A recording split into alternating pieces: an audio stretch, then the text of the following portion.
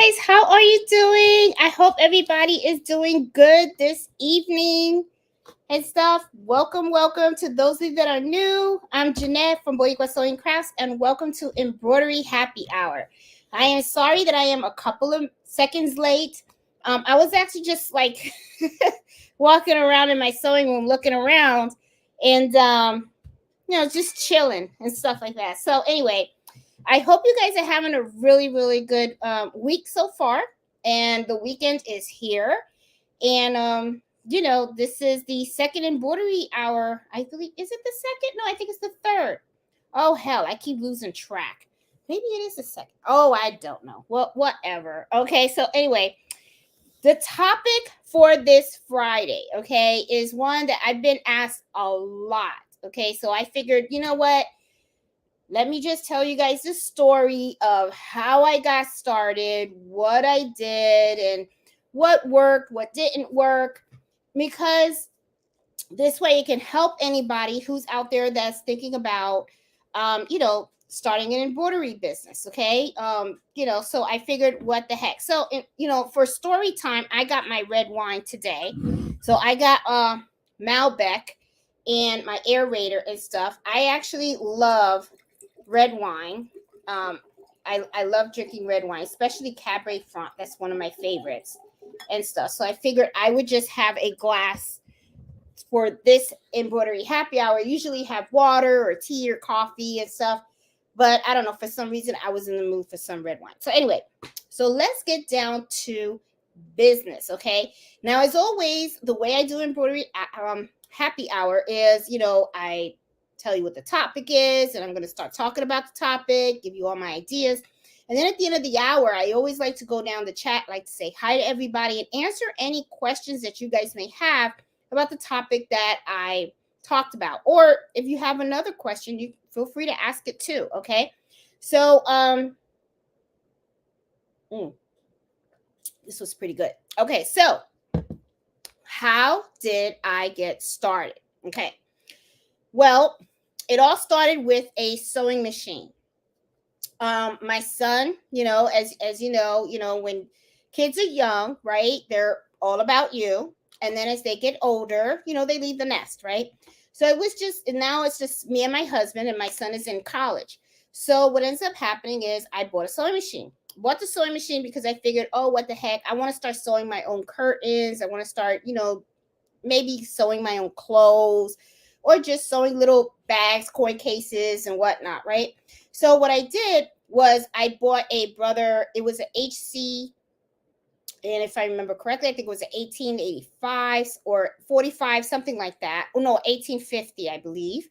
And it was a pretty decent machine. It was pretty cheap. I got it off of Amazon. I think I only paid like $180. And then I started watching YouTube videos on how to sew. So I started making coin cases, started making some wallets, and all that kind of stuff. And I was kind of like, pretty intrigued. I was like, this is like pretty cool. Now, what ended up happening was the machine that I got was pretty, on the low end. Okay. It was a really good machine for me to start learning how to sew and everything, but it didn't have, it was one of those that you sewed, and then after you finished sewing, you would take your scissors and you would cut the thread. Well, I wanted a machine that had a button that would automatically cut the thread, right? I was looking at Juki machines, and they were kind of like not at the price range that I wanted to spend. Because for those of you guys that have watched me for quite some time, know that I am very, very frugal with my money. Okay. So I saw the brother SC 1900, which was a sewing / embroidery machine.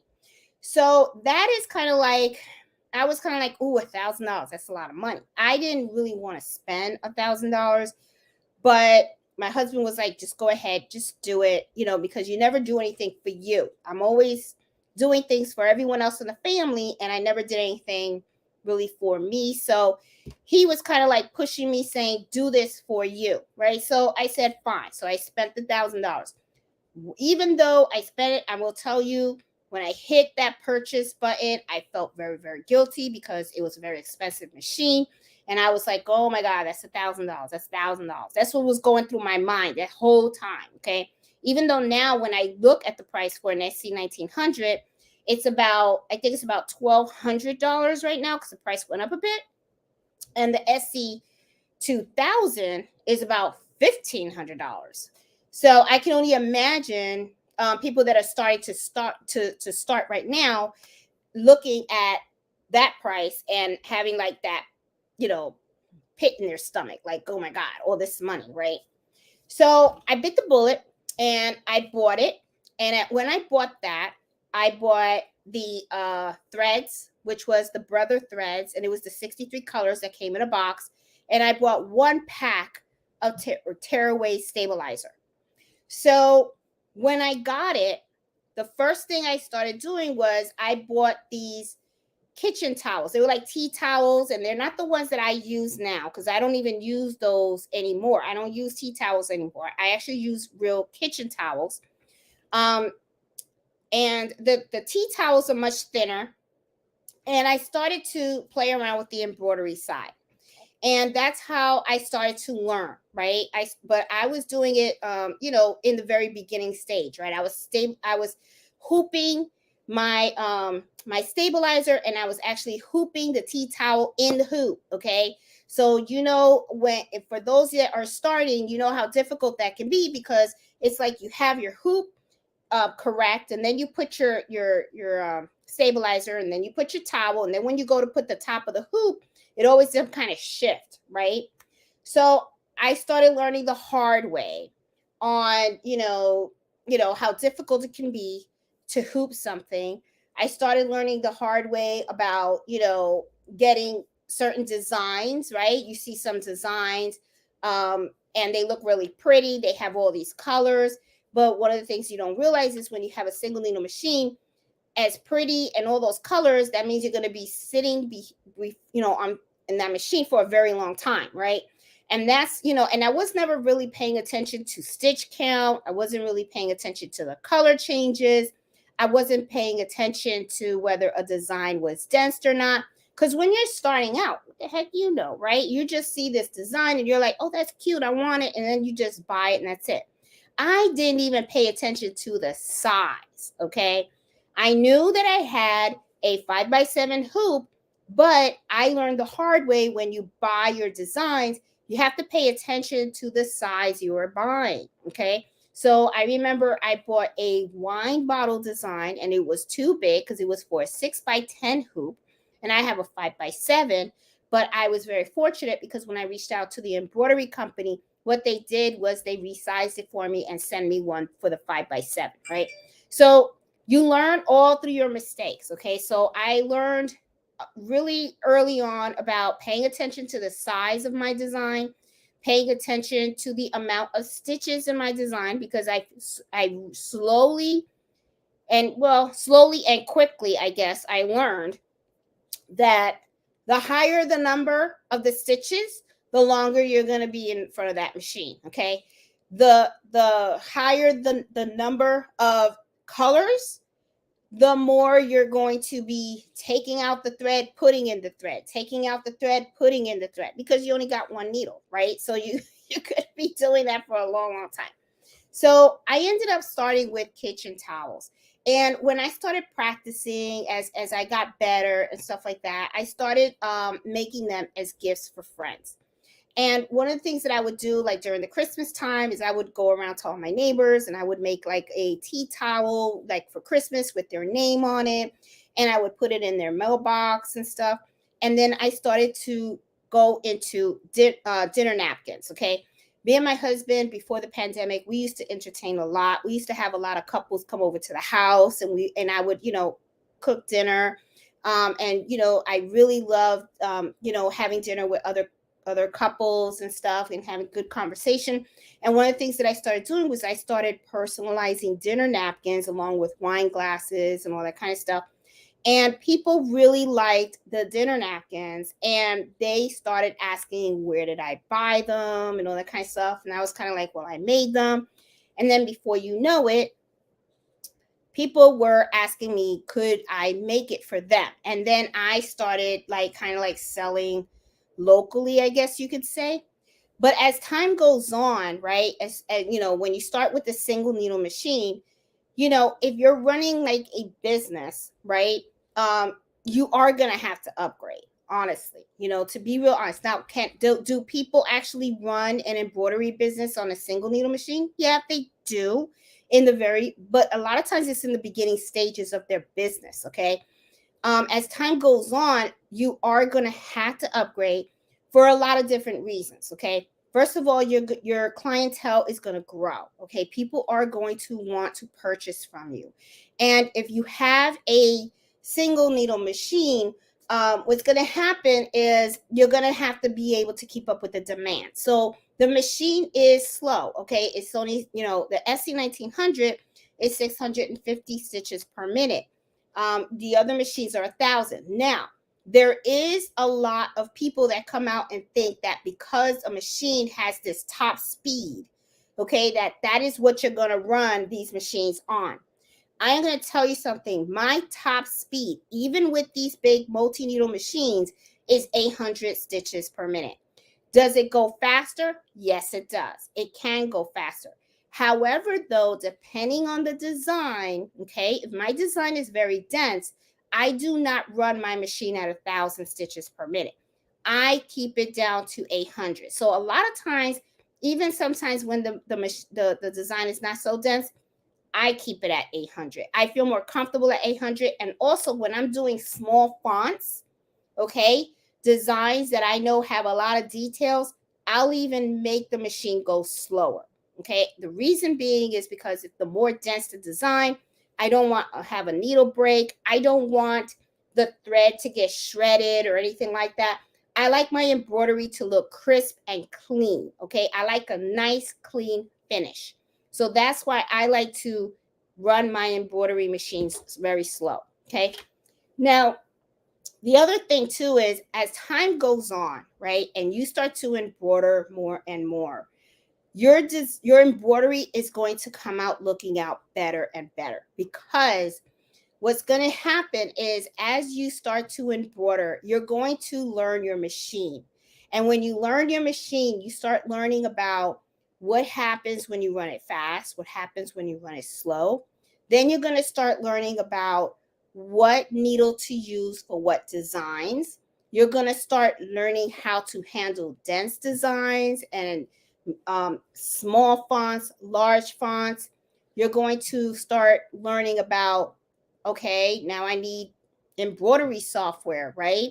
Now that's another thing too. A lot of times people come on, they say, oh, well, if I have an embroidery, you know, I just need to buy the designs. I don't need embroidery software. Honestly, though, you are going to need it sooner or later. You may not need it in the very beginning, because in the very beginning, you're in the stages of where you're just learning the machine and you're just trying to get comfortable and you know, and start to learn your skill, right? But the thing is, later on, you're going to have to up your game. Okay. You are going to have to do that. And you're going to find out that clients are going to challenge your skill level.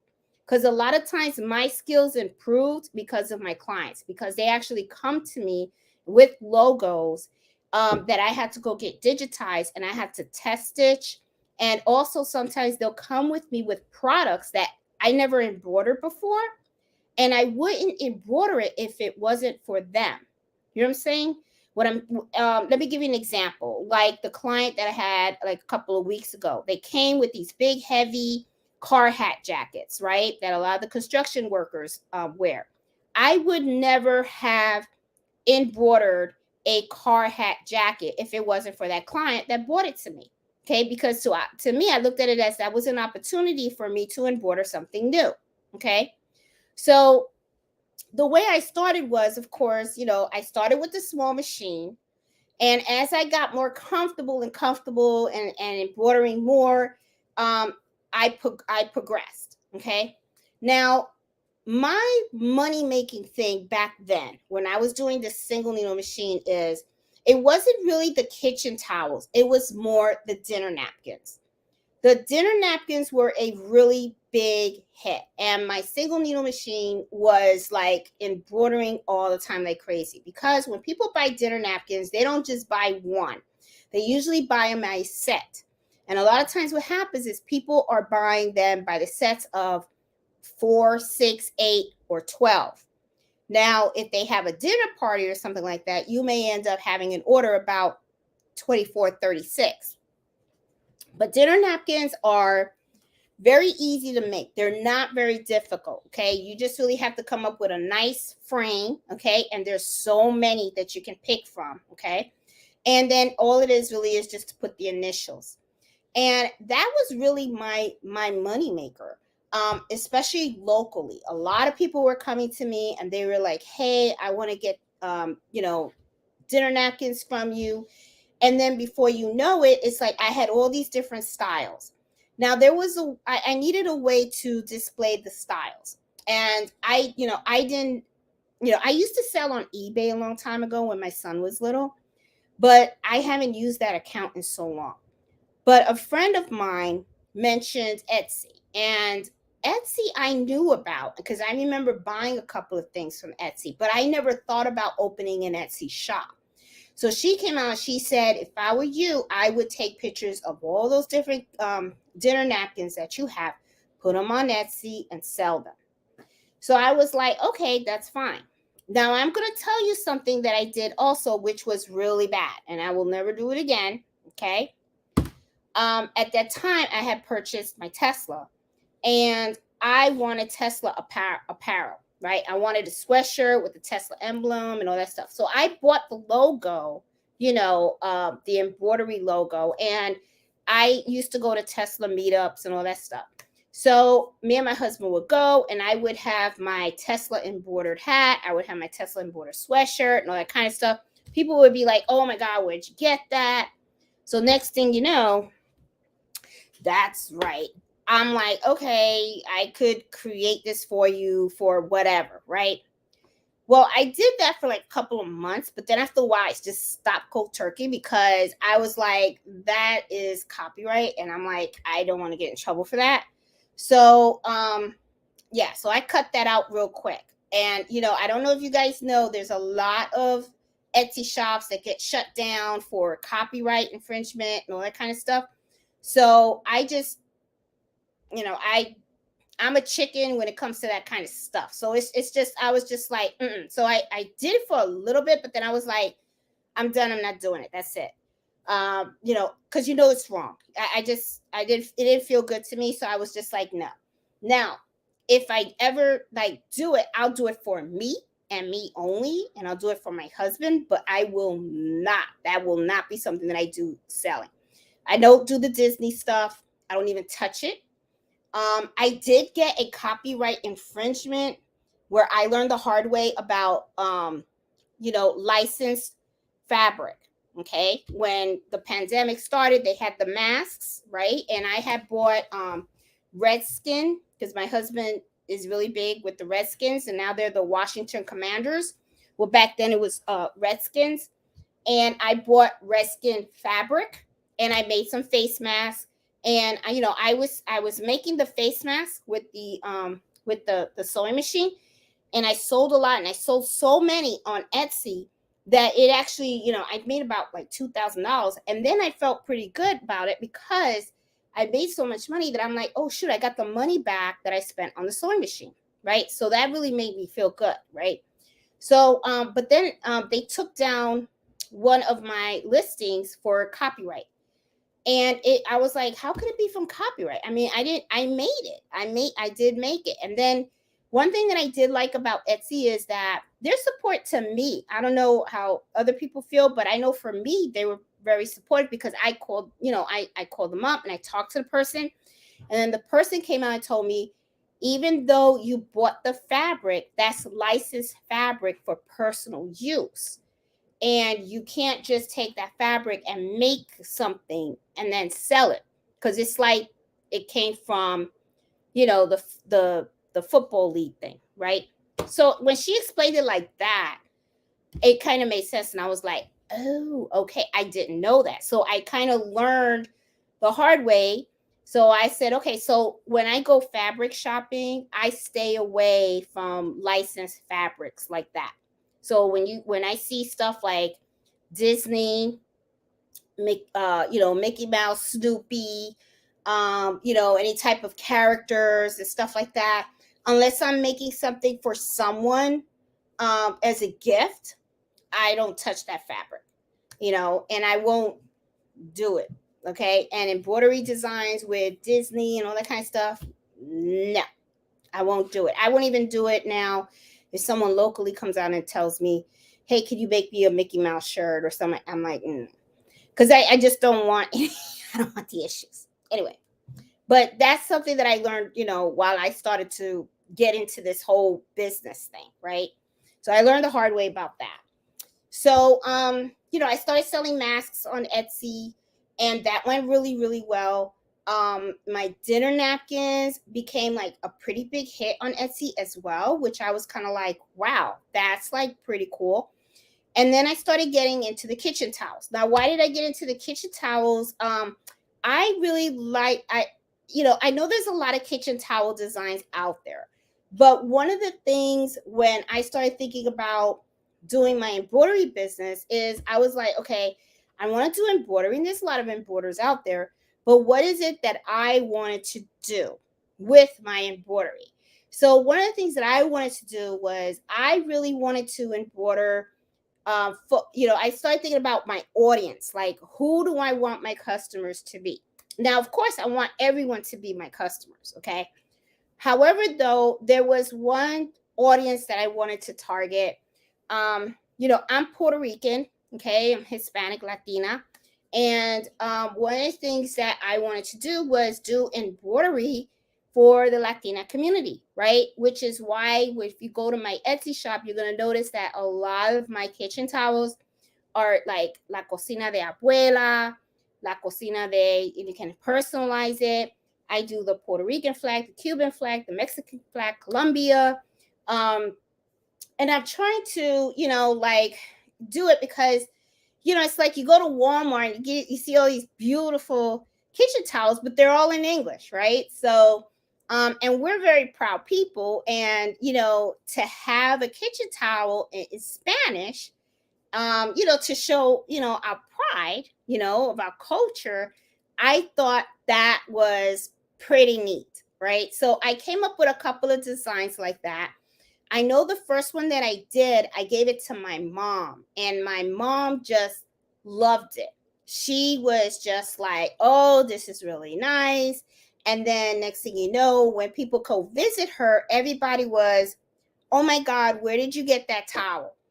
And I started coming up with more designs. My first one was La Cocina de Abuela, and it had like a little vase with all the utensils in it. Then I came up with the design of the pilon with the Puerto Rican flag on it. Now I have one with a rolling pin. And I have new designs that are coming out with coffee, cafe and all that kind of stuff. So I kind of like doing that. And then I have baseball hat with Latina on it. We come in all shades, right? So I got Latina and all the different colors of brown, So I don't know. It's just that was my thing, is that I wanted to focus, do embroidery for the Hispanic and Latina community. And I also, I kind of felt like, I wanted to I don't know, help us like be proud. So I kind of figured, let me go that route, and let me see where it takes me. Okay. So, my son is old, well, not old. He's 22. Calito's 22 years old, and he's away at college. And the sewing kind of like helped me kind of, I don't even know if it helped me or if it helped him. Okay. It may have helped him because it kind of like kept me busy so I could leave him alone, because he is my only child, right? And I love him to death. And a mother's always going to be worried about her son, And so it kind of like kept me focused off of him a little bit so that I can do my thing. And as time goes on, when he first started going to college, he was kind of living with us. But then he went away to college. And when he went away to college, then we had the cost of the dorm. So the embroidery business kind of helps me to help pay for his dorm. But anyway, um, from the single needle machine, of course, I started to get more and more orders, right? I started getting a lot of orders of those, the dinner napkins. The dinner napkins was really my thing. That was like my baby, okay? Then people, I started creating these kitchen towels, right? Now the kitchen towels were okay, but the thing is, with a 5x7 hoop, I had to like hoop it twice, because I would hoop first the design and then I would hoop the lettering, right? So it's like it would take a very long time to make. So what ended up happening was that my husband then came out and said, get the other machine. So I went to the sewing shop, and when I saw the 6 needle machine, okay, I was like, oh, okay. I was like, I don't know how to work it, but I guess I can figure it out. And the lady was like, oh, it's not a problem. It's easy. It's easy. So I'm like, okay. Then when I asked her the price, and she was like, she gave me the price, okay? Because I said, well, how much would it be, like, with the stand and the machine and the fast springs and all that kind of stuff and everything. And she said 11,000. So when she told me 11,000, now okay, guys, you gotta imagine this, okay? If it was $1,000 and I had a pit in my stomach, you can only imagine what I felt when that lady said 11,000. I was just like, excuse me, I was like, wow, that's a lot of money. Okay, so right away in my mind, I was like, okay, well, that's not going to happen, right? So, when I was in the store, I called my husband and I said, hey, I see the multi-needle machine, and he was like, how much is it? So I told him 11,000. And then, I thought he was gonna like laugh, like, like me, like, whoo, $11,000 for a machine. So he was like, okay, so what's the problem? Tell her you'll take it. And when he said that, I was like, huh? Like, what do you mean take it? And I was kind of like, that's $11,000. So I kind of like repeated the price several times, because I was thinking to myself, okay, well, maybe Fred didn't hear me right. Okay, maybe he thought 1,100 or something like that. I said, no, 11,000, 11,000.00. Okay, like more than 10,000. But he was like, what's the problem? Now, one thing he said to me, though, that really made me pull the trigger, and he made very good sense. And I'm going to tell you what he told me. He said, Jeanette, you're not going to know how far you can go if you don't wet your feet. And what's the worst thing that can happen? He said, let's think about this. What's the worst thing that can happen?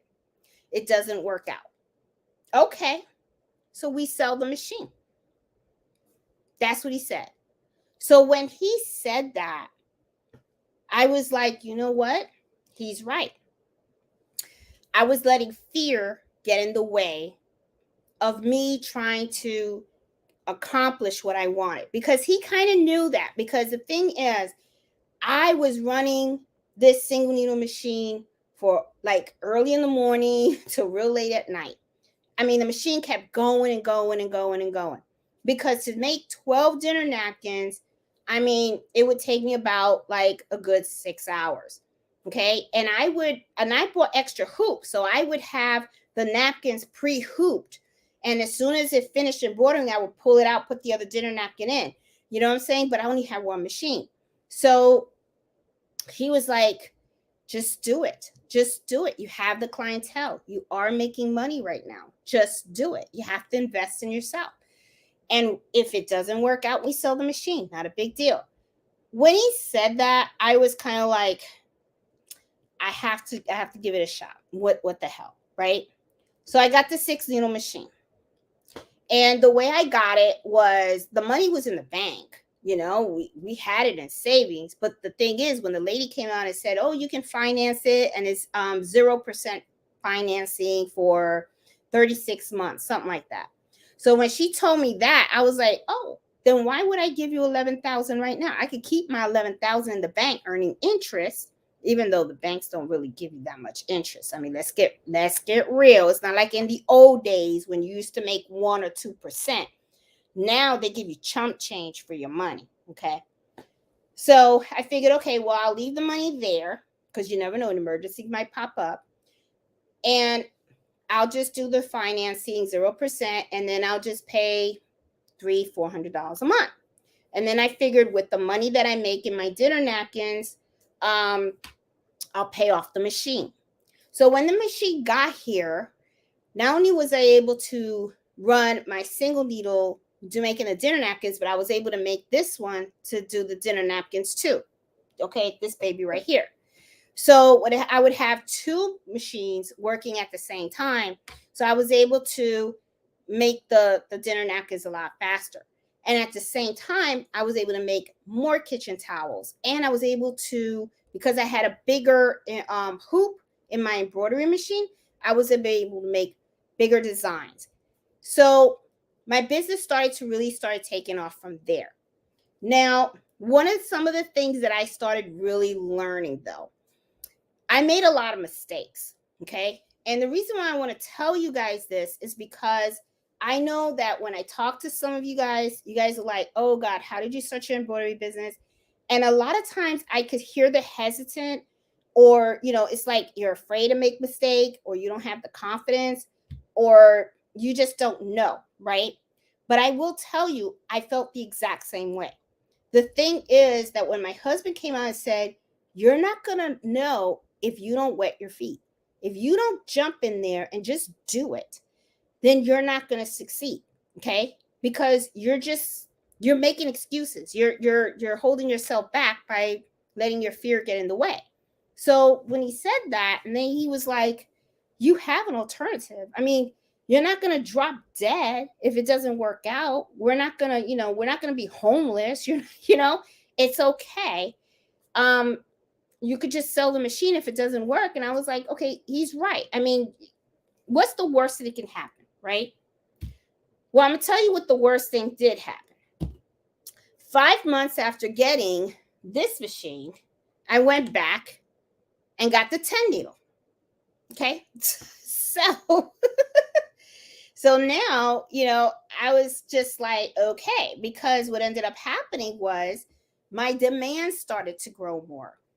And then not just online, but locally as well. Like if you go to my Etsy shop, you'll see I've made over 2,000, not 2,000. I think I'm at 1,975, something like that. I'm close to 2,000 sales. But the thing is, that's not the only sales that I have. I also have the sales locally as well, because the folks around here always come to me and they want me to embroider their bags. They want me to embroider their stockings. They want me to embroider backpacks. They want me to embroider their jackets, their medical scrubs, their doctor jackets, t-shirts, polo shirts, a whole bunch of stuff. I mean, people come to me. And this is the thing too. What's pretty amazing is sometimes when I notice that these folks that come to me, a lot of times they come to me because it's very difficult to find someone who is willing to embroider small orders. Okay. Sometimes I've heard people say, I have an embroidery business. And then they're like, oh, our minimum order for the price is $250. Or the minimum quantity that we will embroider is 50 items. Okay. I don't have those quotes, those quotas and stuff like that. Okay.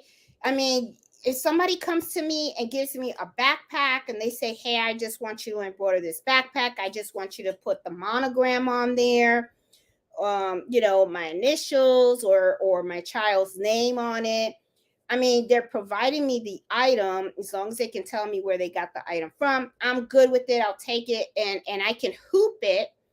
I'll embroider it and stuff. And, and then I just charge them for the time and stuff like that. There's not a lot of people out there that do this. There really, really isn't. Okay. A lot of these big companies, what they do is they have these minimum orders, and they're like, I don't turn on the machines for nothing less than $250. To me, this is really just a small business for me. Okay. This is something that I just do to pay for my son's dorm. That's all really it is. And then if I have anything extra, then I save it on the side, and it's to, I try to save for another machine, or I'll try to save for thread or stabilizer and stuff like that. Because a lot of times with the profit that I make from this, after I take care of Carlito, then what I'll do is whatever is left over, then I try to reinvest it back in here, because it's like I just, I want to keep growing, right? So, I started small with just a little machine where a lot of people start with, and then I ended up progressing little by little. But as time goes on too, and this is the other thing too, a lot of people come on, they say, "Oh my God, you're really, really good at what you do." Well, yeah, but I didn't start that way. Okay, I really didn't. If I go back and I look at some of the first embroidery designs that I stitched, I kind of look at it and then I'm kind of like, "Ooh, I did that. I thought that was good." I'm like, "Ooh, no, it wouldn't meet my quality standards today." Let's just say that. Okay. Like I said, the more you embroider, the better you get. The more you embroider, the more understanding you get between like the different types of thread, the different types of needle, the different types of stabilizer, and it's and this grows. This really grows. I mean, it really, really does. Because the other thing that I slowly learned is, remember the beginning, I told you I just bought the machine. I bought one pack of tearaway stabilizer and one box of 63 color threads. That's all I started with. Okay. But as time went on and I started to learn how to embroider other things, I started learning about, oh, okay, well, with this, I shouldn't use tearaway stabilizer. I want to embroider this shirt, right? So I need to use cutaway stabilizer. And then I started finding out that some cutaway stabilizer was really thick and it would show through the shirt. And then I ended up finding out about no-show mesh. Then I started learning about sticky stabilizer when I started doing the dinner napkins. At first, I was hooping the dinner napkins inside the hoop with the stabilizer. Then I learned about floating. And when I was floating, believe it or not, I was using pins. I wasn't spraying adhesive or nothing. I was putting the thing on there and I was pinning it. Okay. Then I found out, why am I pinning it? Why don't I just use temporary temporary sticky spray? Okay. I want to call it that. Then I ended up finding out, why am I using that? Why don't I just buy sticky stabilizer? So that's when slowly but surely, before you know it, your inventory of different types of stabilizers is going to grow, because not all projects are the same. Okay. Some require a little more attention than others. So it all takes time. And as you start progressing, you're going to start learning. You're going to start learning about different types of thread, polyester, rayon, the different types of weight, the 40 versus the 60. You're also going to learn about, not all threads are the same. Not all threads are for everything. Not all threads are for every machine. Okay. That all comes in time. So I have been doing this now for a couple of years. Okay. And I'm going to tell you another thing too. Everything that I learned, I did not learn alone. Okay. One of the things that you're going to have to do when you do your business is you have to try to network and find people that are willing to work with you and help you. Okay. I have a couple of people that I hold so dear in my heart because they have helped me a lot. One is Eve from the Baby Booty. Okay. When I first started to embroider, her videos and her channel was the one that helped me a lot. Okay. I loved watching her videos, and I liked it because she was, I don't know, was very comfortable, you know, watching her and understanding the process and everything. And I like the way she taught, very, very detailed, which is why when I do my videos, I like it to be detailed too. Even though sometimes, honestly, I sometimes think, oh my God, people are going to be like, Jesus, this girl, she stresses these things, or she really like puts the camera all on there. We got it, you know? But the thing is, sometimes I don't want to miss a step when I'm trying to teach someone, because that step can really, really be important. So, you know, everyone has their own teaching styles, but I'm just like a very detailed person, and I like to teach everybody everything. So, you know, and I don't like to skip steps. And also, when I do my videos, I like to keep my errors on my videos. I think that is extremely valuable. I know some people don't like that. Some people just like their videos to be perfect, and they will only show you the perfect stuff. If you know, I'll tell you, this is what we're going to do. Today I did a video on threading the new serger that I bought. It didn't go as smoothly as I thought. I mean, there was a couple of things that I needed to do, you know, like putting the thread into the hole. I needed to put it in more. I hit a couple of buttons wrong. I kept all those mistakes in the video, for the simple fact that whoever buys the serger, and if they're trying to thread it for the first time, most likely they're going to make the same mistakes too. So, you know, I mean, I learned a lot from her. The other person that I also reach out to a lot, and you guys have always hear me talk about her too, is Liliana. And I love her videos for two reasons. Okay, first of all, I like her heart. I mean, she is very, very giving person, and she has been in the business for over 20 years. I mean, and we're talking about, she has been doing this before people were doing videos of this on YouTube. I don't even think people were sharing this embroidery craft when her time came, when she was doing it. All right.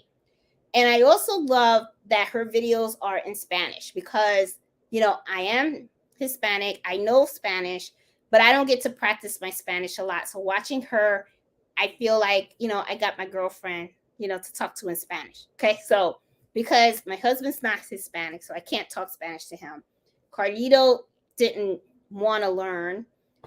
It's all American here. So it's like I don't have anyone to really exchange in Spanish. So I love watching her videos for that, because I get to practice my Spanish with her. But and also one of the things that I really like is that she is so approachable, because there have been a couple of times that, you know, I get stuck when a customer brings me something and I think I know what I'm doing, but I'm just not certain if I'm doing it the right way. I can text Liliana, and she will always call me, and she'll be like, "Hey Mija, what's up?" And she'll be like, "What do you need? What you got going on?" And then I'll show her, and she is so nice that she will help me. She will help me because, and you don't, I don't know how to say this. You know, unfortunately, we live in a world where there's a lot of people that aren't really willing to help each other. And when you meet people like that, I think it's so precious and special, you know? And I kind of feel that way. It's like, to me, it's like, if someone needs help with embroidery, and I think some of you guys have had that experience. I think I shocked one of your one of you guys, where you guys were looking to buy a table, and I was like, "Oh no, you're gonna get the wrong one," or something like that. I actually video called that person, and that person kind of like was shocked, was like, "Oh my God, she called me," you know. But my whole thing is, we got to help each other out. You know, we have to share our skill level. There is enough work, and there is enough orders out there for everybody. Okay, that's just really how I see it, you know. And embroidery is a skill that you can be so creative. Okay, like I love doing the dinner napkins. I love doing the kitchen towels. I love that. Some people like doing children clothing. Some people love to do blankets. There are other people that just love embroidering hats. Okay. They like doing beanies. Some people, like to do a whole bunch of stuff. Some people love to just do the backs of jackets and stuff. Some people are really into just patch making. I mean, it's such a big area, right? So to me, it's like, I really think that it's really cool when you have a community of people that are willing to help each other. Okay. So anyway, going back to my story here, because I'm rambling on. Okay. So I got the 6 needle, then I got the 10 needle. Now I'm gonna tell you something. By the time I got the 10 needle, I think sticker shock, I was already like seasoned, right? It wasn't like I wasn't gonna get floored anymore with pricing. I already know going in how much these things are gonna cost, and I'm good with it. Okay. So we ended up getting the 10 needle machine. That one was about 15 grand. So I'm like, okay, that's cool. And I will tell you, all my machines are already paid for. They have been paid, they've paid for themselves. I mean, just like it's kind of like just like my husband predicted. He was like, they're gonna pay for themselves, especially the way you're selling. So I was like, okay. So and they did. They actually paid for themselves. And now it's like when I make the money from the Etsy, then what I do is I just make sure that Carlito stuff is paid. And then anything, I have like a bank account set and all the money goes in there. And then I'll put money on the side. And then I recently was able to treat myself to my new serger, which is the Airflow 3000. And I got to tell you something, I love that serger. That is like the Mercedes of sergers. And I did a hem row on my serger. Look at that hem row. Look at that. Isn't that beautiful? Do you know the dinner napkins I'm going to make with this? Oh, I love it. So now it's like I already have all these ideas, because now it's like I want to create my own dinner napkins with my own design. So now it's like I'm starting to get all my creative juices going, and stuff like that. So anyway, now going back though, in how I started this whole business thing. Well, I already kind of told you some of it, but as time went on, right, I was selling locally. Then I was also selling on Etsy. Now, selling on Etsy is not that bad because they take the taxes out for you and you get a 1099 at the end of the year and all that stuff. However, though, I do have a good friend and he's a tax attorney. And when I told him, hey, I'm going to start doing this as a business, he was like, okay, so now you're going to have to learn the business world, right? So that's when he came out and said, go get an LLC. So that way you can secure the title of your business. And then he was like, you better make sure you're keeping receipts of everything that you buy regarding your business, right? How much you spend on your threads, your stabilizer, your machines, and all that kind of stuff and everything. So when I first started, of course, I was keeping track of everything, but I had them all like in like bags, just receipts, right? And that's when he was kind of like, okay, we're gonna have to like work on this, right? So that's when after I got my LLC and I registered the name, then I made, when I first started on Etsy, my name was Uniquely Transformed, okay? And the reason why I was doing Uniquely Transformed because I kind of used the theory of, I take things and I transform them into unique things. So I came up with the name Uniquely Transformed, okay? But then when I registered, when I wanted to register Uniquely Transformed, I don't think that name was available or something like that. So to get my LLC, so then I came up with Unique Designs for You, because then I was thinking, okay, Unique Designs for You, because I'm embroidering for you, I guess. I don't know. I may end up changing the name maybe later on or something like that. I don't know. But anyway, so I got that. And I changed the name on the Etsy shop. And then he was like, you got to get QuickBooks. So he hooked me up with QuickBooks. And then he showed me, make sure you scan your receipts. Make sure that you enter in all your transactions. Make sure that you keep track of all your mileage. And then he's, the bookkeeping. Now, I'm going to be honest with you. That is the part of business that I hate. I really don't like it. I mean, because that's the administrative side of running a business. And that is just like, I'm just not feeling it. Okay. Which is why I have administrative day Friday. Okay. So Friday morning, when I wake up, what I usually do is I go into QuickBooks, and that is when I update what I did the whole week in driving and all that kind of stuff and everything. And I put that all in QuickBooks, because the last thing I want to do is wait for the end of the month, and then I have to spend about a whole 4 or 5 hours putting all my stuff in QuickBooks. I hate that. I just don't like the administrative side. I love embroidering. I love packaging the stuff. I love meeting with the customers. I love testing designs.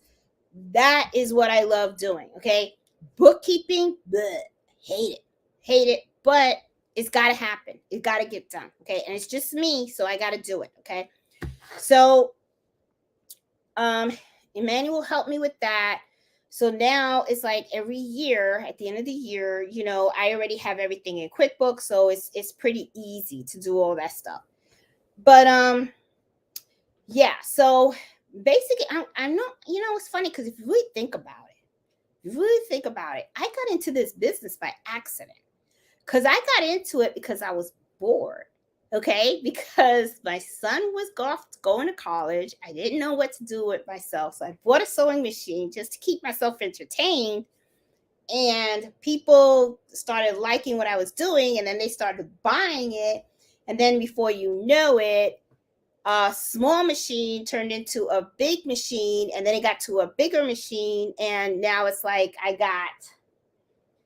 got all these machines. Okay, I got two embroidery machines right here, and then as you can see, I have 2 sergers back there. I got my SC 1900 back there, and then right next to me I got a Juki 1210, because I said I want to do quilting, because I really would love to be able to do quilt blankets. Oh, I would love to do quilt, because it looks like that would be fun. But yeah, so that is really how I got all into it.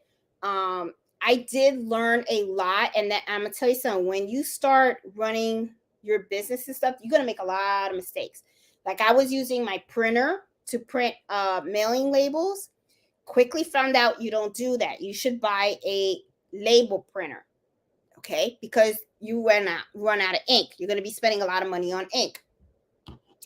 Blanks, embroidery blanks. I get mine from Alibaba, or dhgate.com. Okay. I do not buy my blanks from other blank companies, for the simple fact that they cost more. Okay. And this is the thing though. If you're only making 1 or 2, right? Because it's a gift, then I say that's where you get it. Okay. But a lot of times too is you can go to Walmart, you can go to Target, and you can buy blanks there. Okay. Very inexpensive. And if they're for gifts and stuff like that, then I would say do that. However, though, if you're running your own embroidery business and you want to provide the blanks for the embroidery, you really should look into buying in bulk. Okay, because that is really going to save you money. It really does. You have to save money, because you got to remember something. If you are spending a lot of money on your blanks, and then if you're paying retail on your blanks, and then you're paying retail on your threads and everything else, then that means that when you start pricing your embroidery products, you have to include all that in the price.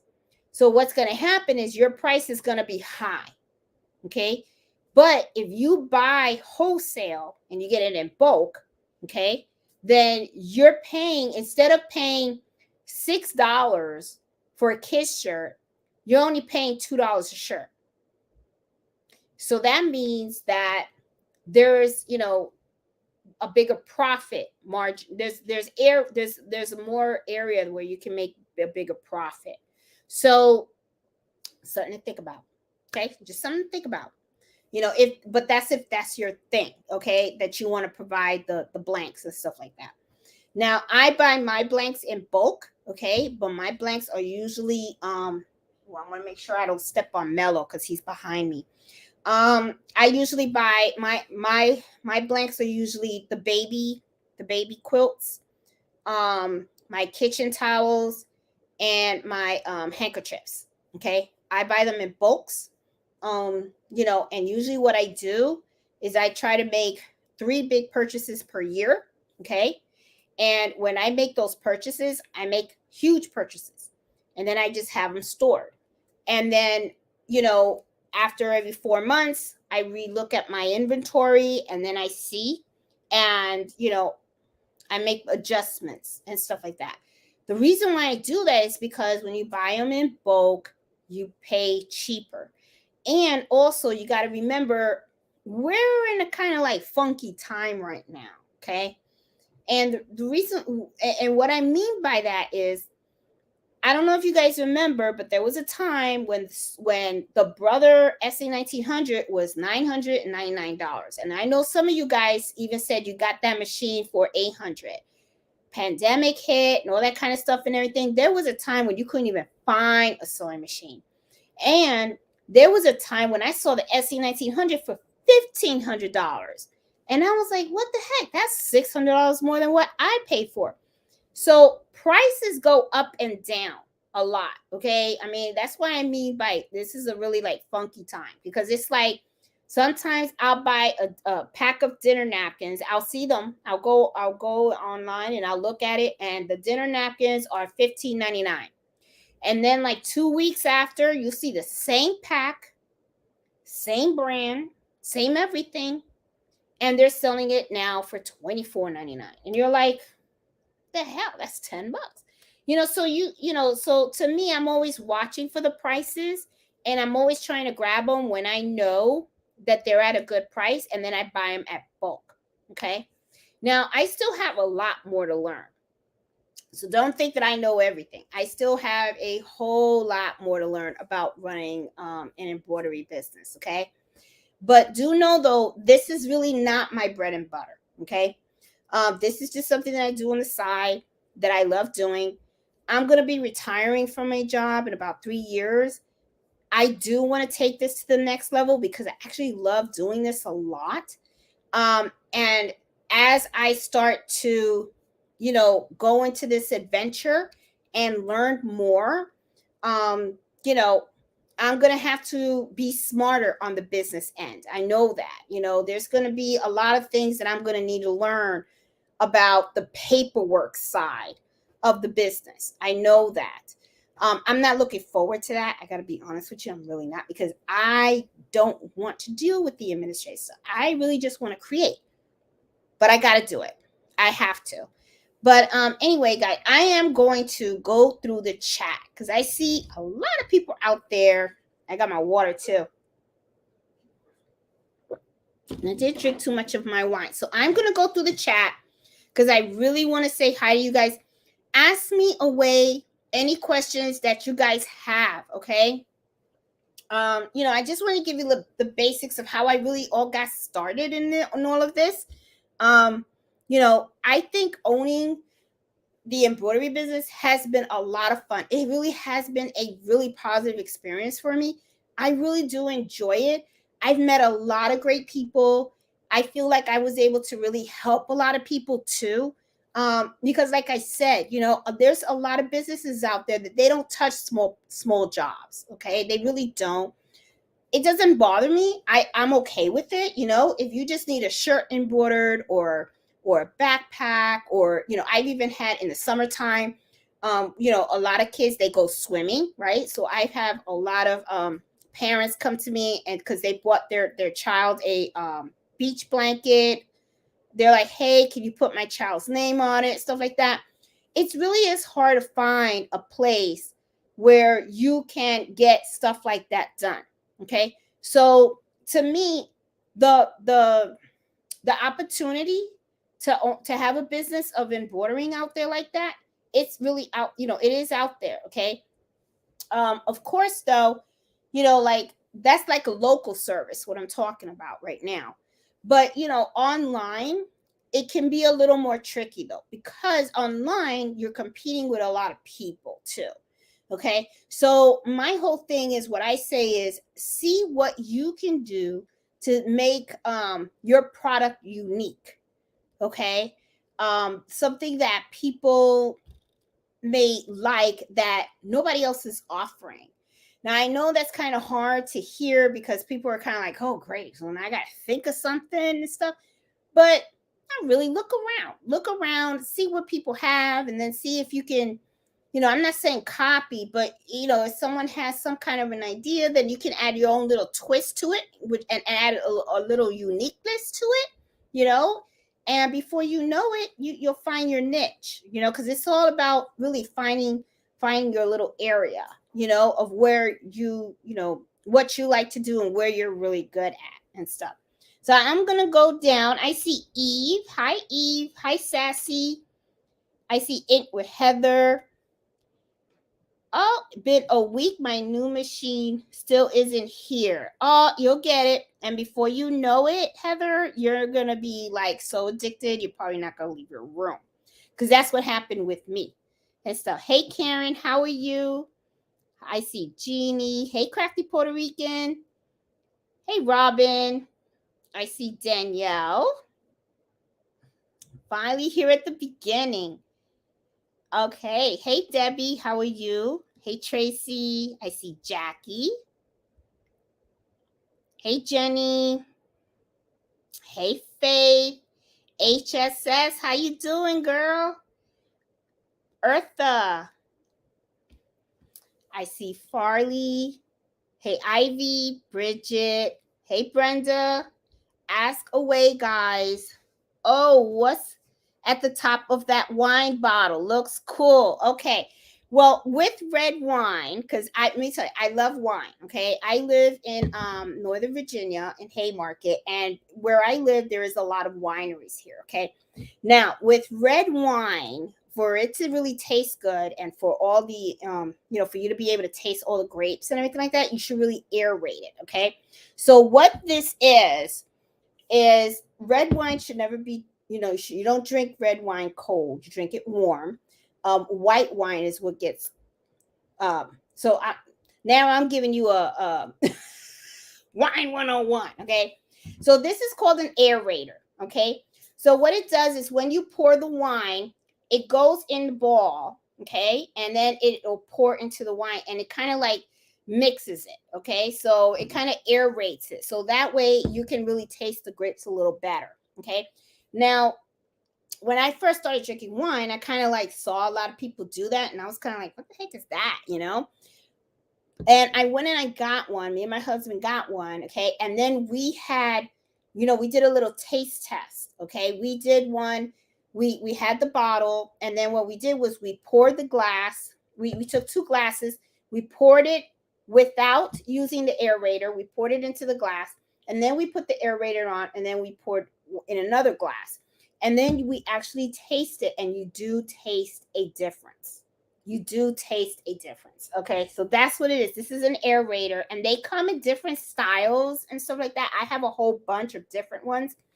But this is one of my favorites that I put. I even have one that has like a little ring on it. But yeah, but it actually it really brings out the flavor of the wine. That's what that is. Hey, Miss D, how are you? Hey, chocolate woman. No wine for Mel. No wine for Mello. Mello be watching me drink though. But if I ever had wine on there, and Mello is right here. Let me put my bottles over here. I don't want to like spill red wine, because red wine is very hard to clean. He is. Mello, they're asking about you, boo-boo. Oh, sorry, boo-boo. They're asking about you. You want to say hi? Team Mello's out there, boo-boo. Yeah. Team Mello's out there. You okay? And that's the other thing too. I gotta work for the supervisor as well, right? Right, boo-boo? Look at him. Yeah, we're working for your bones. Okay, so yeah, but he's doing okay. But no, Mello gets water. That's what he gets. Wine. That's what I'm talking about. I'm drinking Das XX. Jenny. Oh, Jeanette Price. That's awesome. And you spell your name exactly the same way I spell it. Because, Jeanette, some people spell it with two N's and stuff. I'm like, there's enough letters in that name. I'm not doubling up that N. And so, hey, Robin, how are you? I see Marlene. Hey, Patricia. Iris, how are you? How you doing? Hey, Shirley. Hey, Shauna, how are you, hon? Look at Jenna. And everybody's out today. Hey, Leslie. Yes, happy Friday. Oh, Leslie got her glass of wine too. Oh, what are you drinking?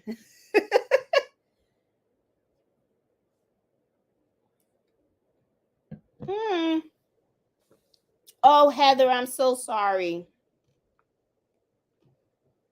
I'm so sorry about your loss. Hey, Miss Max, how are you? Hey, Judy. Let's see. Hey, Susan. See, Allison. Okay, you guys have questions, make sure you ask me, okay? Because you know what? I actually had an outline to talk to you guys about like how I started this whole business thing. But then I started thinking about it and I'm like, let me just tell you how it all like not that I wasn't gonna tell you how it really started, but I had like a whole outline and stuff like that. But it was an accident. That's how I started. Hey J Love, how you doing? Let's see. Hey Deborah. Alicia. Hey Angela. I'm a wimp. I have a Racoma 10 needle machine at 55 stitches per minute. Girl, that's not being a wimp. That's being cautious, okay? And I bet you all your stuff come out beautiful. Now, I am going to tell you something. Let's talk about speed for a little bit with those embroidery machines. I understand that some of these embroidery machines can go like super, super fast, okay? And I got that, all right? If you need this, and it's okay. But the problem that I see, and this is something that I've even seen it myself, okay, because I tested it, okay. I can have a design, and then what happens is I can do it at a fast speed. And then let me tell you the difference that I see between the fast and the slow speed. When I do it really, really fast, okay, like let's say I have a design, it's pretty dense. If I do it really fast, sometimes what ends up happening is either my thread will bunch up, okay, and I'll get like the thread will get all shredded and stuff. I could end up with a needle break, and or the thread snags and stuff like that. But I noticed that when I do it slow, okay, when I do it at 800 stitches per minute, or I even go slower, sometimes I'll go 600, I end up it just embroiders smooth. I don't have the thread bunching up. I don't have my needle breaking. There's less stoppage. So I kind of look at it as sometimes, they have this saying, sometimes the turtle hits the finish line first, okay, then the kangaroo or whatever other animal that's supposed to be, the fox or whatever.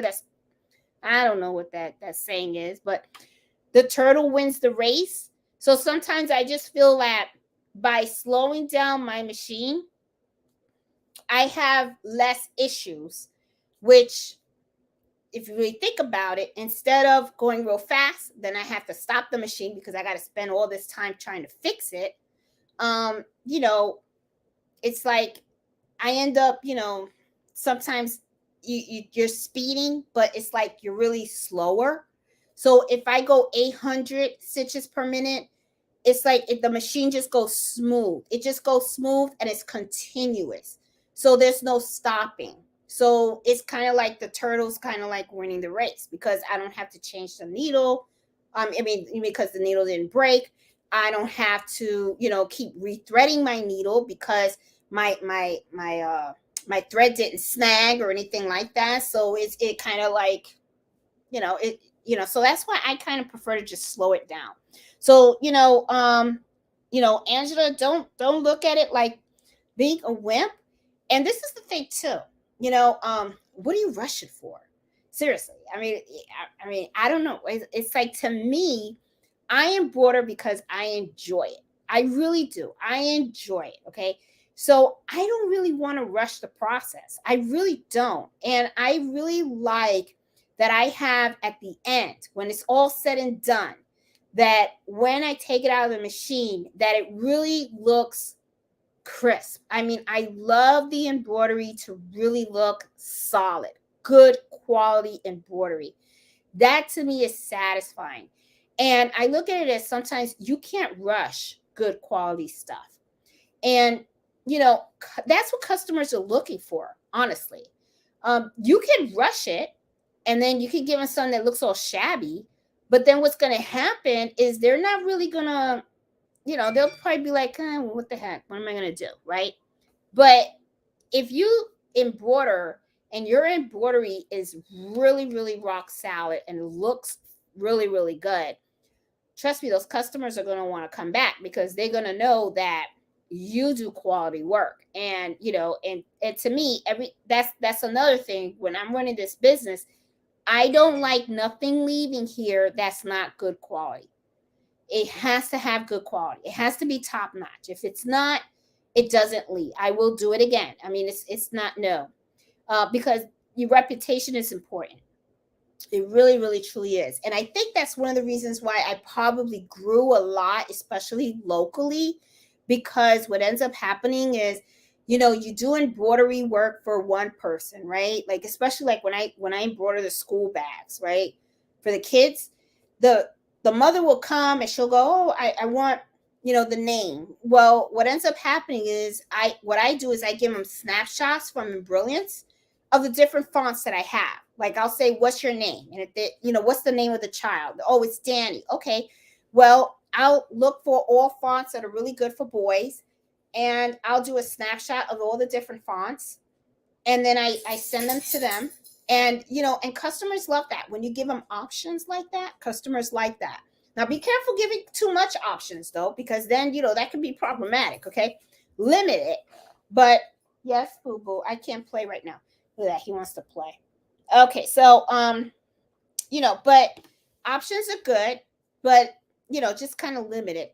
That's what I'm saying. And then thread colors, offer the thread colors. So anyway, so when you do something like that, you're building a reputation. And then what ends up happening is, when you really do good quality work, chances are that, someone's going to say, oh, that's, where'd you get the, how'd you get the book bag with the name on it? And then next thing you know, they're going to say, oh, go to her. She's really good. She gave me all these fonts and stuff like that. And before you know it, because that's really what happened, before you know it, you're going to end up getting a bunch of texts from a bunch of people. They're going to say, oh, can you embroider this? Can you do this? Can you do that?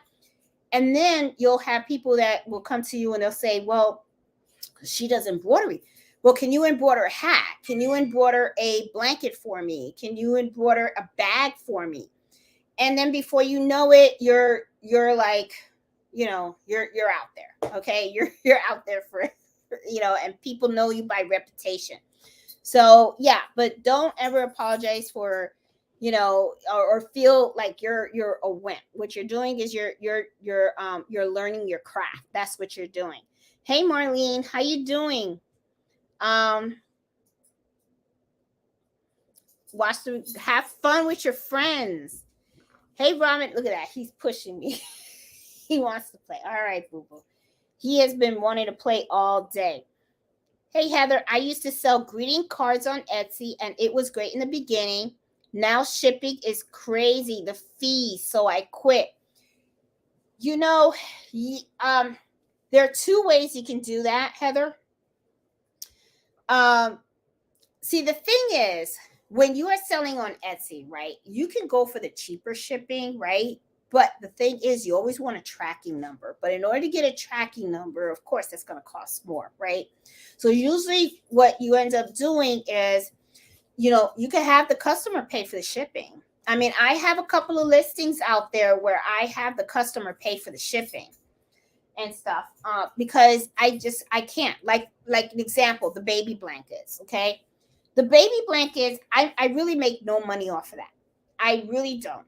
I mean, I am really saying, I am selling it at the price that I bought it, for the simple fact that, you know, first of all, I have a lot of it, okay, because I do buy them in bulk. But if I was to come out and say free shipping on the baby blankets, then basically I sold it to the person cheaper than what I actually paid for it. So I'm losing money. Okay. But the thing is that if you look at those baby blankets, you go on Amazon, those same baby blanket blanks, they're selling them for $24.99. One blanket. One. And I'm like, I am not. Okay, he caught it. It's like $24 for one blanket. That's why. And I've even said it. I even tell you guys, I mean, if you can really look into those websites, because those websites are selling the same blanks that you're buying and you're paying double the price. I'm telling you. So go to dhgate.com, go to Alibaba, go to AliExpress. Okay. But I say do that if that is what your business is about. Okay. If you're doing baby blankets and that's all you sell or whatever, and that's your listing and stuff, I would go there and say, hey, I would like to buy 50. And then what you can do is buy 10 of each color that you want to offer on your listing. Okay. That way you're not spending $25 on a blanket. I mean, some of those prices ranges. At one time I was able to get those blankets for $9 a blanket. I think now they're up in price. I think they're about like $12 a blanket. Okay. But what I'm saying is $12 a blanket is way cheaper than spending $24.99 on a blanket at Amazon. So that's what I'm saying. I mean, especially if that's your listing, you're going to want extra blankets there. Okay. You're going to want the extra blankets. So just buy 50. I mean, you don't have to buy 1,000, just buy the 50. And then, and you can divide it. Just get 10 all whites, 10 white with the blue trim, 10 white with the pink trim, or mix them up.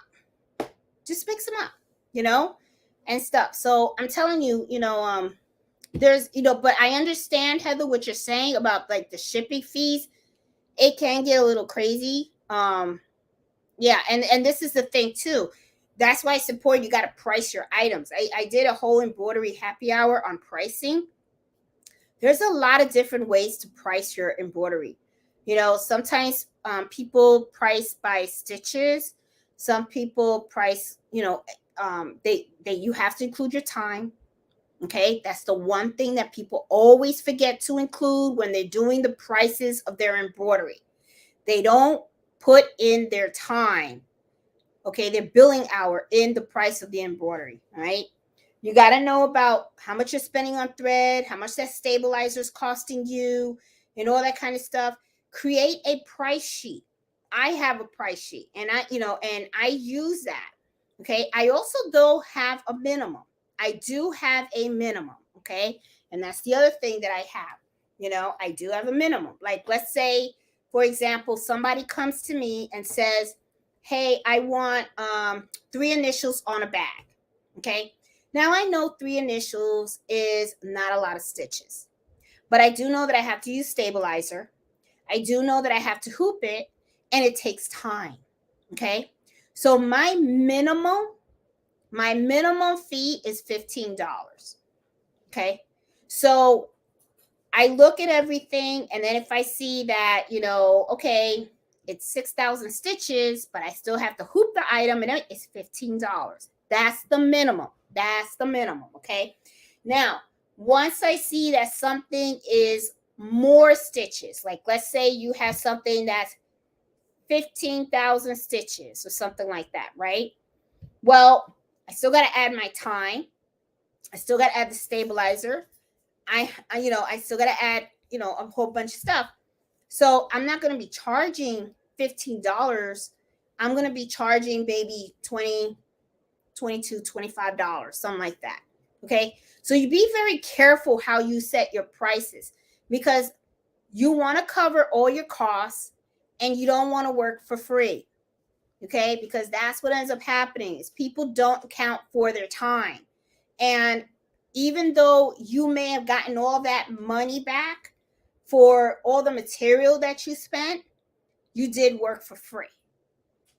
Just saying. So just be careful about that and stuff. Hey Nancy, how are you? Hey Angela. I see Miss Max. Okay. I do have those in Spanish. Yes. Angela said, have you considered embroidering aprons in Spanish? I do have those in my shop. Right now I only have 2 styles. I am planning on incorporating more styles on the aprons.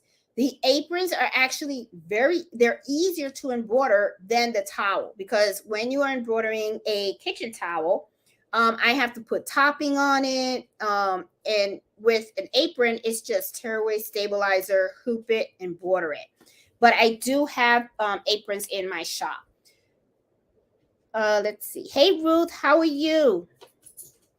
Hey Miss Banks, how you doing? And Miss Banks, just so you know, you should be getting a package from me tomorrow. It should arrive for you tomorrow. I got you a little surprise, a little thank you for helping me get my serger and everything. So keep an eye out for your package tomorrow. It should arrive tomorrow. I think it was supposed to arrive today, but I got an email. I think it's coming tomorrow and stuff.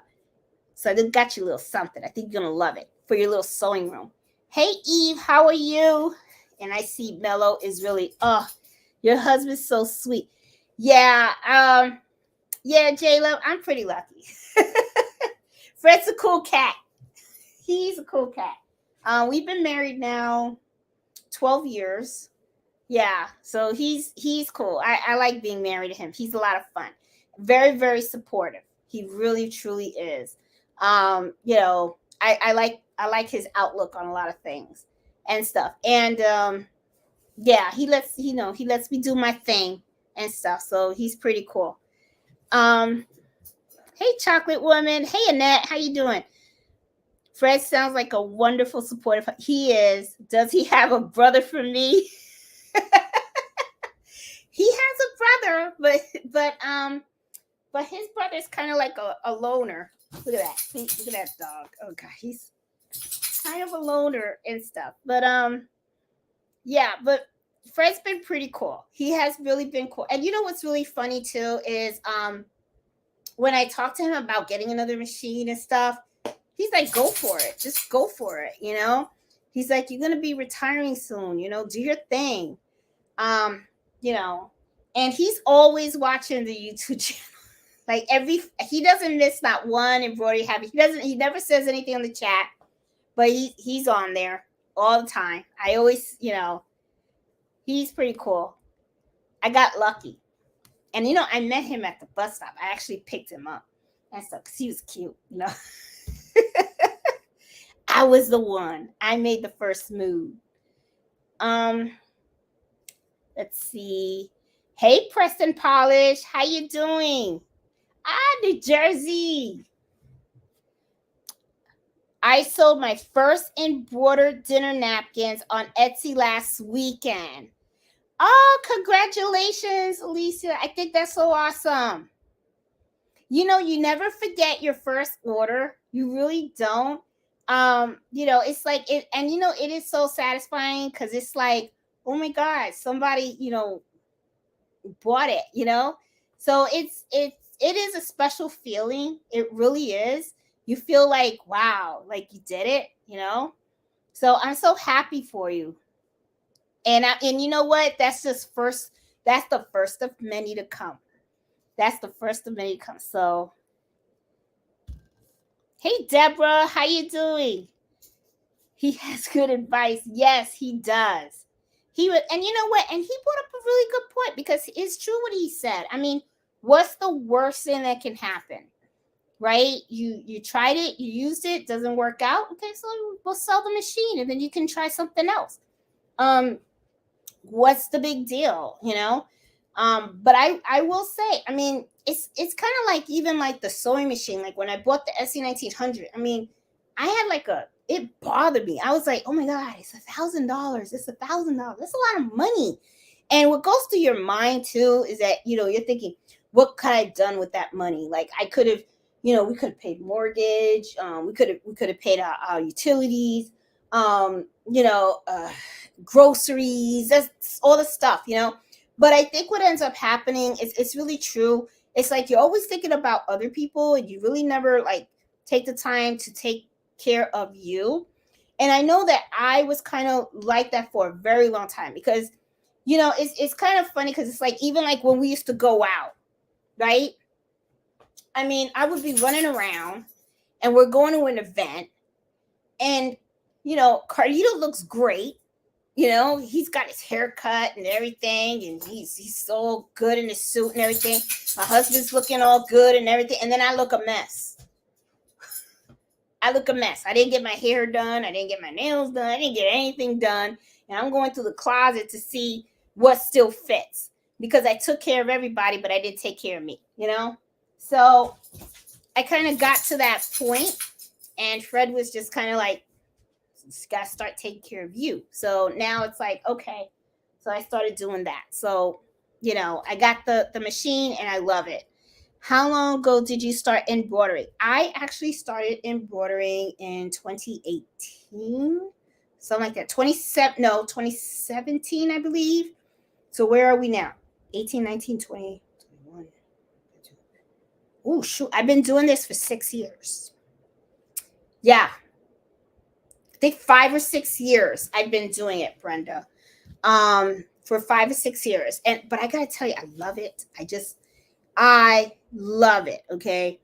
Now it's like, and you know what I really love about embroidery? This is the thing that is really, really cool about embroidery. Okay. Especially when it comes to clothing.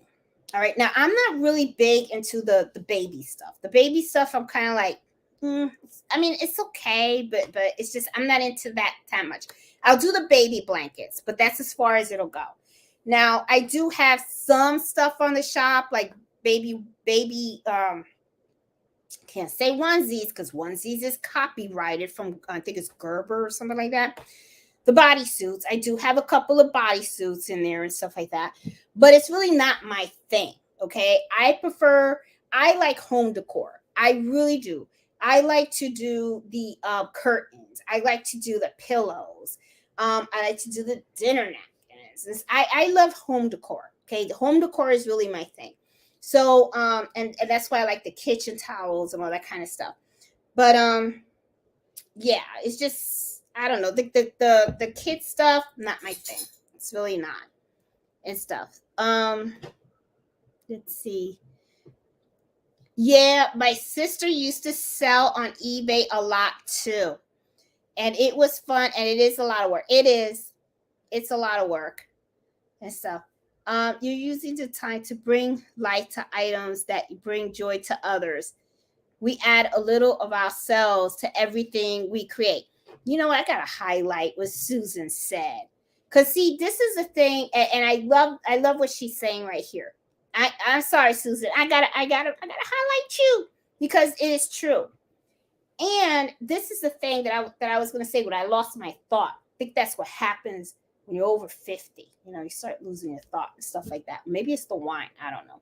Well, it is 13.5% alcohol. So this is kind of some strong stuff. But it's good. It's a shame I don't have cheese and crackers to eat with that. So anyway, one of the things that I truly love also, it's like what Susan's saying, you're bringing life to items, right?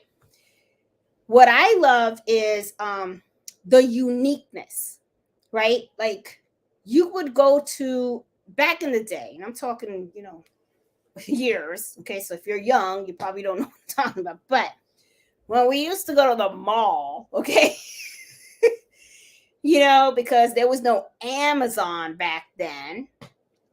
We used to, at our time when we were young, we used to all get up, because my sister will know, because I used to go to Green Acres Shopping Mall, okay? Because we used to live in Queens, right? And in Valley Stream, Long Island, we used to be right at the borderline. We used to be in Rosedale, Queens. And we used to go to Valley Stream, Long Island, and we used to work in a movie theater, and it was right by Green Acres Mall. And back in the day, you would go to Green Acres Mall, and then all you had to do was, you would go into all these stores and you would buy your clothes. But the thing is, everybody was wearing the same stuff, okay? It's like you saw a cute blouse. Next thing you know, your friend bought the same blouse, and sometimes you would be walking down the street, somebody had the same shirt that you had. What I like about the embroidery is you're taking a blank, or you can go to the store and you can buy a shirt or a jacket or something like that. And then what you do is you add your embroidery to it. When you do that, it's very, very unique. Okay, so it's like it's different. So that's why sometimes I actually wonder, and I'm going to, let me take this out. Okay, so sometimes I have to say I actually wonder what a department store is going to do 10, 15 years ago, because this has really taken off. Not just embroidery, but sublimation and a lot of other stuff. People are really starting to create their own clothes, okay? They are taking basic clothes like jean jackets, even puff jackets, jeans. Okay, people are taking jeans, they're embroidering jeans. Okay, I plan on buying a pair of jeans, and I figured, what the heck, I'm going to embroider them for me. The jean jackets, people can embroider the sleeves of shirts and stuff like that. There's just so many things you can do to add your own personal touch. So to me, it's like, why would I go to Macy's or something like that and buy the same shirt that everybody else is wearing? I mean, I would go and buy a blank shirt, and then I could create my own stuff. Or if I saw a shirt that was cute, I could get that, and then I could just add my own little spice to it, right? So it's going to be really interesting to see how the clothing industry is going to be changing over the next couple of years. Okay, that's really just my take on it, right? Because there's a lot of things that people are now doing themselves. Okay, especially now with print to garment and all that kind of stuff and everything. I mean, you can really, really get creative and make some really nice items. Now it's no longer, gee, let me go to the mall and let me see what I can find off the rack. Now it's like you're creating your own stuff. So it's really, really going to be interesting to see how this is going to evolve. Okay, and stuff. Don't know if I'll be alive to see much of this stuff. I don't plan on going anywhere, because I plan on making the Social Security office pissed off and still have to write me a check for a very, very long time, because we all know that that's what they want. They want you to drop this so you don't get that check. But Jeanette's going to live for a long time. That's for sure, because I have my white wine. They say red wine is good for you. In moderation, though, in moderation. But it's going to be very interesting to see how the clothing industry is going to survive 5, 10, 20 years from now. It's going to be, because think about it. I mean, people are now creating their own clothes. My neighbor, whose son is an artist, and he's a very good artist, let me tell you, he's the one who does my logo. So now he is developing his own artwork. And what he is doing is he is printing out his artwork. He's putting it on t-shirts and he's selling it. And people are buying it. I mean, especially the young generation. They love it. They really do, because it's unique. My son is one of them that loves to buy these types of unique t-shirts and sweatshirts and hoodies and all that kind of stuff, because, I mean, it's different. It's like this. I remember growing up, And it was all like Tommy Hilfiger and all that kind of stuff. And people wanted the logo and all that kind of, and I think there was one like a polo shirt and it had like a little logo. I think it was a sailboat or a ship or something. I don't know. I don't remember. It was back in the day. So people used to wear those. But now I don't see that with this young generation wearing that. I don't see them, going out and buying this kind of stuff, or I don't see them wearing it. I see them more wearing t-shirts and stuff like that. That's very, very unique. I mean, my son comes in and he's wearing stuff and very colorful, bright, cartoonish and stuff. And I'm like, wow, where'd you get that? And a lot of times he's like, my friend designed it. So it's going to be interesting. It's really going to be interesting to see where how this is going to go. That's just my thing, because when Susan put that out there, that we bring bring life to certain things, there is a lot of life that is going on different things right now, and it's going to be really difficult now for clothing designers and stuff like that, especially the big names like and the stores like Macy's. And I remember I used to work Abraham and Strauss. It used to be A&S. I don't even know what their business anymore. But it's going to be really hard for them to sell the clothes. A lot of things are changing. I'm telling you, a lot of things are changing. People are not shopping in malls anymore. I don't really see too many people in malls. Sometimes you go to a mall and it's kind of like going in a ghost town. So it's really interesting how things are really showing. Hey, Debbie, I appreciate when you show detail. Oh, thank you. I'm glad. And so my whole goal is really to make sure that people learn when I'm teaching you guys how to do things, because I really want to make sure you guys understand, so you guys know, how it's done and why you're doing it that way. Did you just put something in your mouth? Okay. I love that you show your mistakes also. Hold on. What are you eating? No. Sorry. You got my thing. Oh, Mellow. So you got to watch him and stuff. I learned so much about our machine from you so far. Oh, Jackie, I'm glad. And so, yeah, I think it's important to show the mistakes, honestly, for me, because the thing is, people are going to make the same mistakes.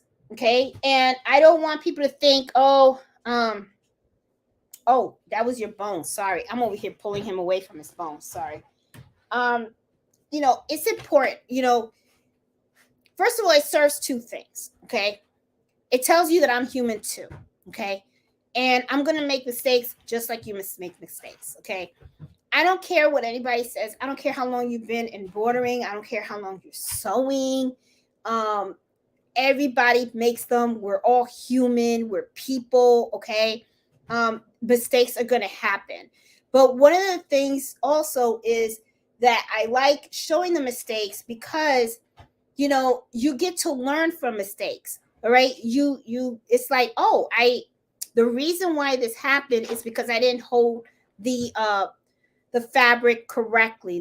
The reason why this happened is because I didn't use the right size needle. Okay. So that's why when I embroider my small fonts, now, it's not clear. You could barely see it because I didn't use the right thread weight and I didn't use the right size needle. So it's important to learn from your mistakes. Okay. That's why I like to keep them in the videos, because that way you see, when I do this, this is what happens. This is the result of it. So it kind of helps you understand more on how embroidery works and all that kind of stuff. So that's why I feel it's important to keep those mistakes in there and stuff. Hey, Jill, how are you? Jeanette, I love when I hear stories of supportive husbands and family members. Mine has been the biggest cheerleader for over 43 years. Blessed. Susan, yes. I mean, I will say, I think this household is full of cheerleaders too. We even cheer when we screw up too. Because we're like, well, we learned we're not going to do that again. It happens. It's just life, I just feel like life's a journey. You only have one life. You got to live it the best, and you got to make the best of it. You really do. enjoy every moment. You don't know how long you have, okay, on this earth. We're all going to have our time when we have to go. So, it's one of the things that I tell my husband, which he kind of gets mad, because I kind of say, if I had to pass today, I'm okay with it, because I know that I did everything that I wanted to do, and I know I helped people and I made a difference. So to me, that's really important. So, so that's just how our mentality kind of is in here. It's like we want to enjoy life. We want everyone to reach their full potential, and if mistakes happen, oh well. I mean, mistakes happen. Well, just we'll move on. We'll move on. We'll get better. We'll move on. It's fine. But it is great when you are in an environment where people are very, very supportive. I mean, I am pretty fortunate. I know that, and I'm grateful for it every day, because I know that wherever, like, if I ever wanted to tell Fred, I don't want to do embroidery anymore, he would be like, okay, that's cool. What you gonna do now? Like, what are we doing now? What's our next adventure? Or if I ever came out and told him, I really like this, I want to take it to the other level, he'd be like, let's go. I mean, he's good with it, because I guess he looks at it as it's about happiness, and it's the same thing like with him, like when he wants to do something, it's like, who am I to stop him? I mean, I want him to be happy too. So yeah, we got a pretty good life. I mean, I'm very grateful for everything. Very, very grateful. I don't take any of it for granted at all. So I am very, very happy. You know, yeah. Yeah, Susan, it's special. And I know that not a lot of people have that too. And I that's why to me I'm like, it's cool. Hey Heather, my husband's very supportive. I mean, I buy all the stuff with my crafting sales, but he did build me an awesome craft room, cabinets, countertops, and a built-in wall units. Oh, that's so awesome. That is so awesome. See, Fred won't do that though. See, Fred will watch the channel and he will cheer me on. But Fred kind of likes to have his cigars and his whiskey, and that's his thing.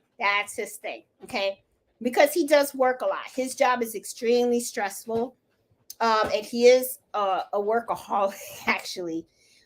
So when he's done work, it's like I kind of know it's like he likes his downtime. He likes to relax, breathe, watch his TV.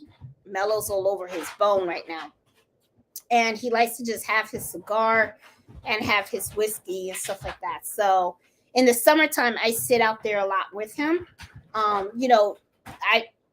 would sometimes smoke a cigar with him, but after a while, I was like, I don't like the taste of it, because they do have the lady cigars, but I'm not too much of that. And I'm kind of like, meh.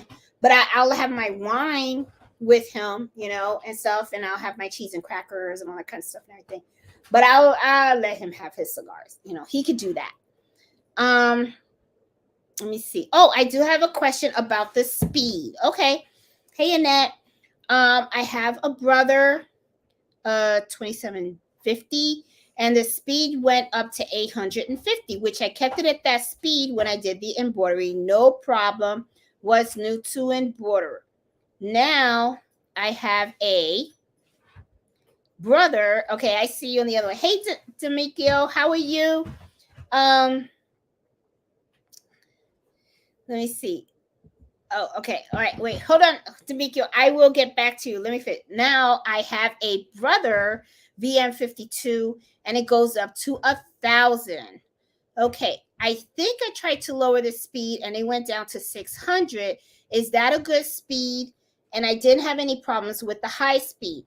Okay. And that when I'm talking about, all right, I don't want to confuse you guys, but I think I might be. Okay. I'm not saying that going the high speed is bad. Okay. If you have something that's very, very simple, then you can do the high speed. Okay. When I lower my machine, it's usually because I have a design that's very dense. And when I'm talking about dense I mean a design that's pretty thick. Okay. Oh, I don't have one in front of me. Something that let me show you. Okay, hold on. Mello, hold on. I want to show somebody something. All right. Let me pull some designs here, okay? I got some towels. All right. I want to show you. Okay. Let's look at one of my bestseller towels, okay? When I have my embroidery machine running, okay? This design right here, where you see the pilon and the Puerto Rican flag, this is dense, okay? It's very, very dense, as you can see, because it's a very filled design. When I am embroidering in this area, okay, I slow down the machine. When I am embroidering the name, I can do my 1,000 stitches per minute because it's not very dense, okay?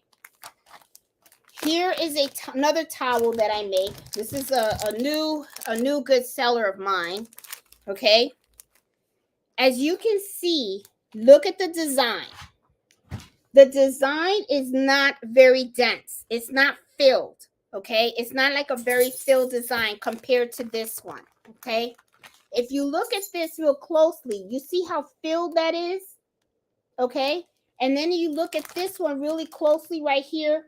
If you notice, that is not filled, okay? I'm making it real close so you can see. That is not a filled design. That is just a bunch of,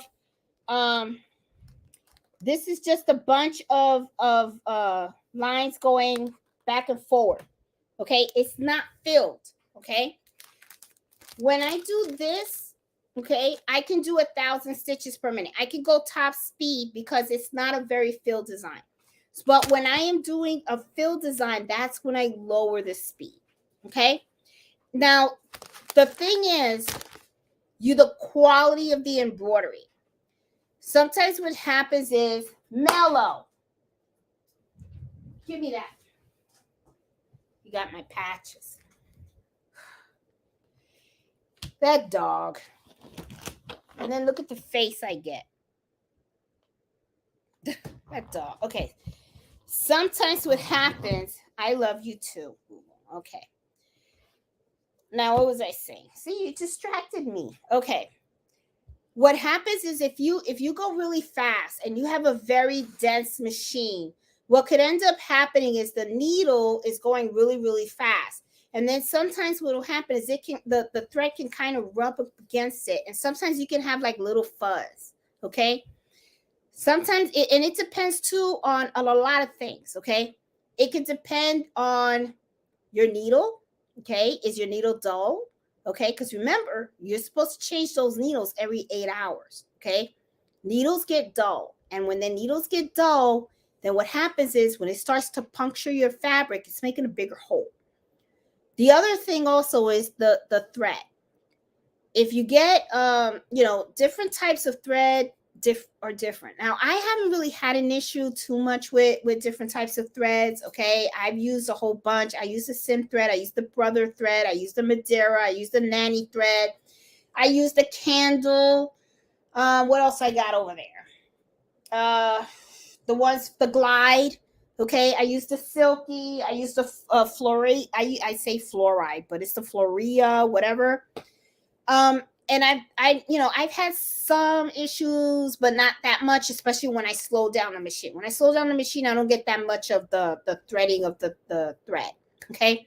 So that's what I mean, Annette, by that. Okay. So when you're embroidering, look at your design when it's done. Does it look crisp and clean? Okay. If it does, then you're good. But if you start to see on your embroidery design that there's like fuzz, or you start seeing that your needle is breaking or your thread is starting to like shred, okay, that's when I recommend slow down the speed of the machine, because that can probably help a lot better. Okay, so I'm hoping that will help a little bit. Hey, Demetrio. Okay, I'm here because you're giving great advice. When I tell you my ex-wife, she doesn't listen. But if you say it, she pays attention and think it's a great idea. Oh my goodness. You know, it's kind of funny too, because sometimes my husband says the same thing about me. He's like, well, I told Jeanette, but she got to hear it from somebody else. And then she says, oh, okay. I mean, I think that happens with everybody, Demetrio. Hey, Sarah. Hey, Jill. I love all our seasons here, winter as well. Yeah, I love all the seasons and stuff. Hey, Oz, how are you? How you doing? Can you also do green shots of your recipes and email them? Oh, you can also, yes, I do the way I do QuickBooks also has a mobile app where you can also take pictures of the receipt and you can add it. You can do that. Yes. I spent more this year than last year. I'm telling you, Heather, there have been times where my expenses has really grown. It really, really has. And stuff. How much do you like your new serger? Hey, Iris, I actually do like this new brother serger. For those of you guys who don't know, I did do a video. I unboxed it, the Brother Airflow 3000. Okay. Now I'm gonna tell you something. This serger I have been waiting for months. I originally purchased and it was like $1,200, right? And it was on sale, okay?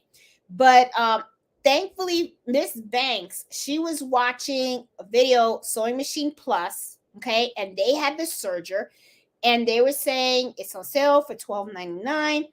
But if you call it in, you can buy it for $999.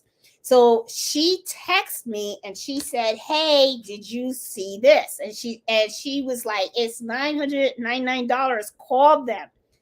So because of her, I actually paid $300 less for the new serger. And I got it 3 days after I placed the order. So I was just like floored. I was like, oh my God. Now, I will tell you this. The serger, there's a lot of differences between the Airflow 3000 and the 1034DX serger that I have. I will be doing a video on the comparison. Now, this is really my feeling on these sergers. You can't go wrong with either one. Honestly, the 1034DX is a great machine, okay? That machine only cost me $199. I got it from Walmart, okay? This one is a lot more, okay? But I will tell you that thing sews like butter, and it is really, really good too. So, I mean, to me, it doesn't, I mean, you can't go wrong with either one. You really can't. There are differences, though. There are differences, and I will be doing a video on that, Iris, to show the differences between the two. But they are both good quality machines, okay? But I do love that serger and stuff. Let's see. Are there any questions? Oh, I was trying to embroider a t-shirt for my 2-year-old. Can you do a video on how to embroider for a toddler shirt? I think I have one, Sarah. If not, did I do one? I think I did. I'll look that up. If I don't have one, then yes, I can definitely do one and stuff. Yeah, but and let me know also, Sarah, if you're using a single needle or a multi-needle, because the whole thing with embroidering the t-shirt, it's really the hooping process. So if you have a flatbed machine, Oh, he got shoes now. If you have a flatbed machine, then the way that you hoop that item is going to be different. You're going to want to float it, and you're going to want to do it very similar to like when you are embroidering a baby onesies. Okay. But I can do a quick video on showing how to hoop on a multi needle and also a single needle. That way you guys know how to do it and stuff. Another channel is that's really good to watch, Sarah. I know she does baby clothes, is the Crafty Puerto Rican. And I believe she might have a video on how to embroider t-shirts and stuff. Her channel is really, really good too. She's very good in detailing and all that kind of stuff. So yeah. I agree. Also doing applique would be helpful. Angela, if you look on the channel, I have applique 101. I got a video on that. Applique 101 is gonna be is a good one. Hey Church Nas, you gonna be my mentor a few days ago. I was the one that asked you about your opinion on the 6-needle machine. Hey, I mean, my door is open. I'm telling you. I mean, you guys ever have any questions about stuff, ask away. I mean, I'll try to help out as much as I can. How long does it take for you to receive the items that you order from them? Okay, hey Crystal. It does take a while. Okay, that is for sure. It's not something that you're gonna get like, oh, let me order it. It's not like buying from Amazon. I'll tell you right now, it's not. So usually what I do is, the first order is going to suck. The very first order that you do, it is going to suck because you're going to place the order, and then what's going to happen is you're probably going to have to wait 1 or 2 months, okay, to get it, okay, because it is coming from overseas, all right, and that's okay. However, though, once you are done with that first order, let me drink water. Well, no, let me drink the good stuff. Once you're done with the first order, right, and you got it, and you're you got your stuff, then it'll be a little easier because what can happen is you can watch your inventory, and when you start seeing that you're low before you run out, you go and you place your order, so that way you already know that it's going to take maybe a month or 2 to get it, so that way you always just have it in stock.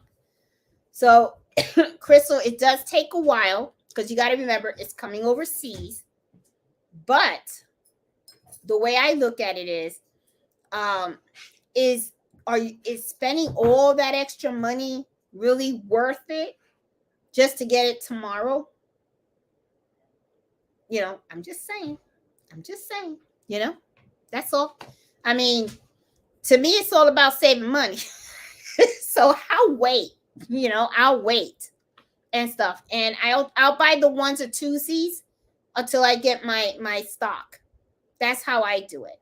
And I do the same thing. Like, I do have a couple of kids shirts, and I bought them overseas too. I mean, it's the same shirt. The little girl puffy shirts, it's the same shirt. I paid $2 a shirt. So why am I going to pay, $5, $6, $7 a shirt when I pay $2 a shirt? I'm just saying,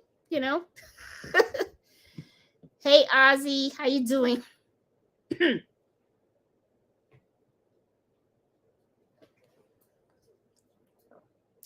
Sarah, yeah, look in my channel. If you look at the YouTube channel and you type applique 101, I show you how to do the applique. And I explain everything step by step on that. Angela, yep, I have done that too. I do appliques on t-shirts, kitchen towels, and the baby blankets. Yes. The countdown begins. Hey, Ollie, how are you? Congratulations, thank you. Hey, Luna Designs. Oh, thanks. Hey, Lysandra, how are you? How do you get your wholesale license? Okay. You would have to go through your state. Okay. I don't have it. What I do is I buy my stuff through through Alibaba. You don't need a wholesale license if you buy from them. You don't. Okay, because you're buying it from overseas. So if you go to DH is D as in Dandy, H as in Harry, and then gate .com. If you go through there, you can buy in bulk. You don't need a wholesale license to get it. And and you can get really good prices. I'm gonna get water.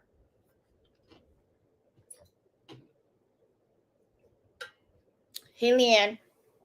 I understand how to figure the price for the material involved. How do you figure a price for your time? Okay, Leanne, this is how I do it. Okay, let's say you set your rate. Okay, you say, all right, I want to make $50 an hour. That's my rate. Okay, for me to embroider. So what I'll come out and I'll say, all right, it's $50, and then I say, all right, let me get an embroidery design. So I see this embroidery design, and as soon as you get it and you pop it in the machine kind of tells you how long it's going to take to embroider that. So whatever the time is, I always add 15 minutes to it, because 15 minutes is the time that it's going to take for me to hoop it and all that kind of stuff, right? So let's say that it's 10 minutes to embroider it, right? So I'm going to add the 15. So then what happens is what we're looking at, 25 minutes, right? And I get paid $50 a minute, $50 an hour. So if it's 25 minutes, so let's just say half hour, right? So there you go. So it's $25. So usually it's $25. And then I'll look at the whole thing, and then I'm like, all right, my minimum is 15. So then what I'll usually do is I'll come on and say, okay, well, it's probably going to cost. Sometimes I'll slice a little money out of there, okay? Because sometimes you could overprice something when you start adding all this stuff in there. So like I said, sometimes the minimum is $15. The reason why is because if it's 3 letters, we're probably talking about 2,000 stitches, right? And it doesn't really take long for me to hoop something. So $15 is good, but if we got something that's a lot more stitches, I add my time to it. Then I'll come out and I'll say, okay, it's going to be about $25 for me to do that item. So I hope I kind of like helped you with that a little bit. It's like you kind of set your rate of how much you want to get paid for your time, break it up into like, half hours or quarterly, and then that's something that you add to your price. Okay. And stuff. And sometimes you do got to play around with it. That's why I hate it when people come out and say, how much is something going to cost? I never give an answer up front, because I tell them it depends on a lot of stuff. Okay. First of all, it depends on what you're asking me to do. It depends on the design. It depends if I have to get it digitized. It depends how long it's going to stitch. Okay. It depends how many colors you got. There's a lot of things. So when people come on, then they say, hey, I want to get this done. How much is it going to cost? My advice is always, you never tell them right away. You never tell them. You say, I don't have enough details to give you a price. I have to gather all your requirements, and then you got to give me some time to think about it, because you really need to you want to focus on everything. Okay. You want to take it all in, and you want to come up with a price that's fair, not just to the customer, but to you also, because the last thing you want to do is to be embroidering something, and then at the end of the day, you feel like you got robbed. Okay. They're happy because they got the service, and the service came out great, and they got it at a great price. but then you feel like crap because you know that you got taken advantage of. And did you get taken advantage of? Because they didn't set the price, you did, right? So, just you got to play around with the numbers and stuff like that.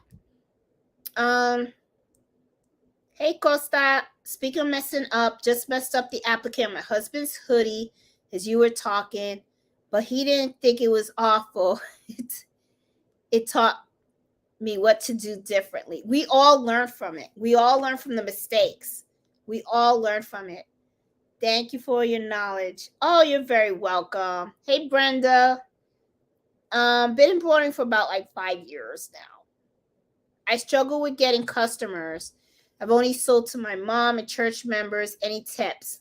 I have a 4x4 machine and sometimes regret not getting a bigger machine, but I love my machine. I know you say you have 4x4, but you know what? You actually can use repositional hoops. And repositional hoops will give you a bigger embroidery area on your machine. Okay. As for getting customers, a lot of times it's really due to reputation and stuff like that. Another thing that you can do is you can register your business on Google. Okay. So that way, if somebody types in Google embroidery near me, your name can pop up. Okay. Now, the only thing though, Simone, that I would caution is because you have the 4x4 machine, you might be a little limited to some of the things that customers may ask you to do. Okay. Because 4x4 is not really a lot of space. And even if you do a repositional hoop, sometimes that can get a little tricky too. All right. Because there have been times when sometimes, when you're doing reposition, what repositional hoops do is they're taking your embroidery design and they're instead of one file, you're doing it two. You're doing a top and a bottom layer. Sometimes they'll lay out great, but there have been some times when I know I've done it and it comes out a little funky. Okay. So it's kind of like a hit and miss sometimes with certain designs.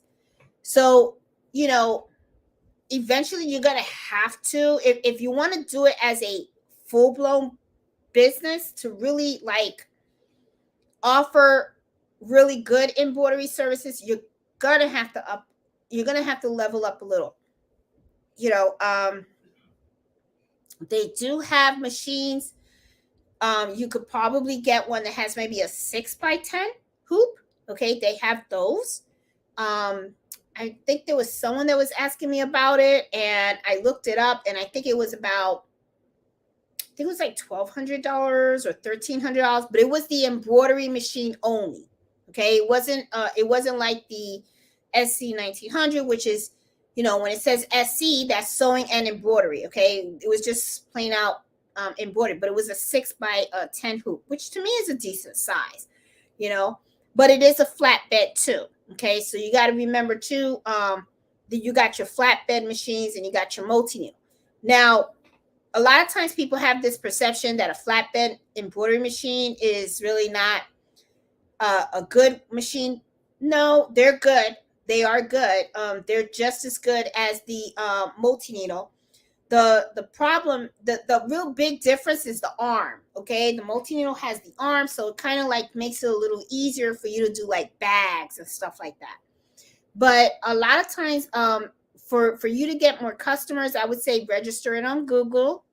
Put it out on Facebook also. If you live in a community and your community has a Facebook group, embroider some of your items and stuff and put them on sale on Facebook, or even put them on sale on Facebook Marketplace. You can do that too. I've done that and I was able to reach out to a couple of people that way.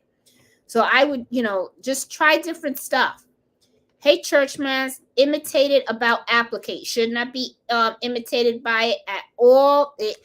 Go to Applique 101. I got that video on the channel. It is really simple. And I even got several videos where I did the applique.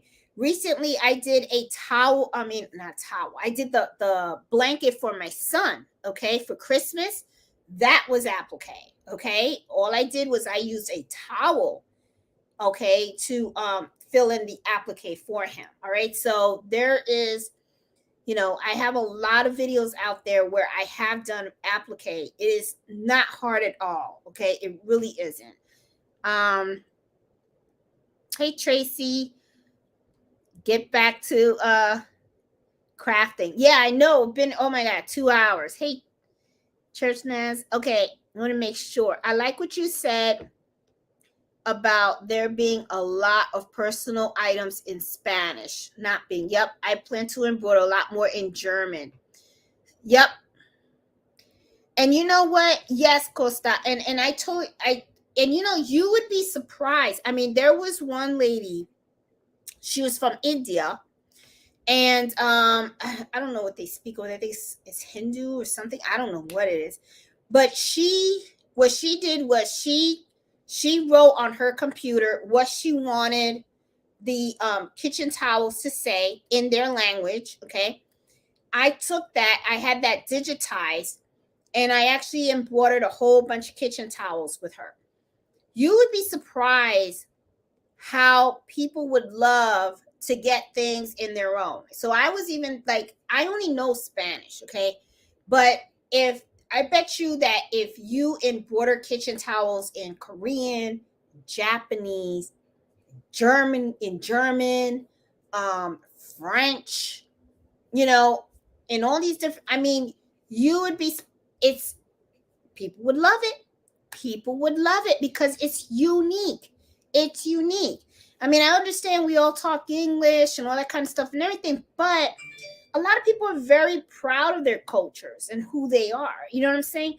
So, I mean, they would love to have something like that to hang in their house. So, yeah, I mean, that's the whole reason why I started doing the Spanish kitchen towels, because my mom loved it. It was a big hit. And a lot of my family members, they all loved it. And then when I put it on Etsy, it really took off. So yes, don't be intimidated, have fun with it. Hey Simone, see, and it is late, guys. It's like 2 hours. Oh my God, you guys are hanging in there with me. Hey Jenny, hey Karen. Yes, only 53 likes, guys. I hope you're enjoying our time together. And if you do, please give me a thumbs up, because it does help the channel a lot.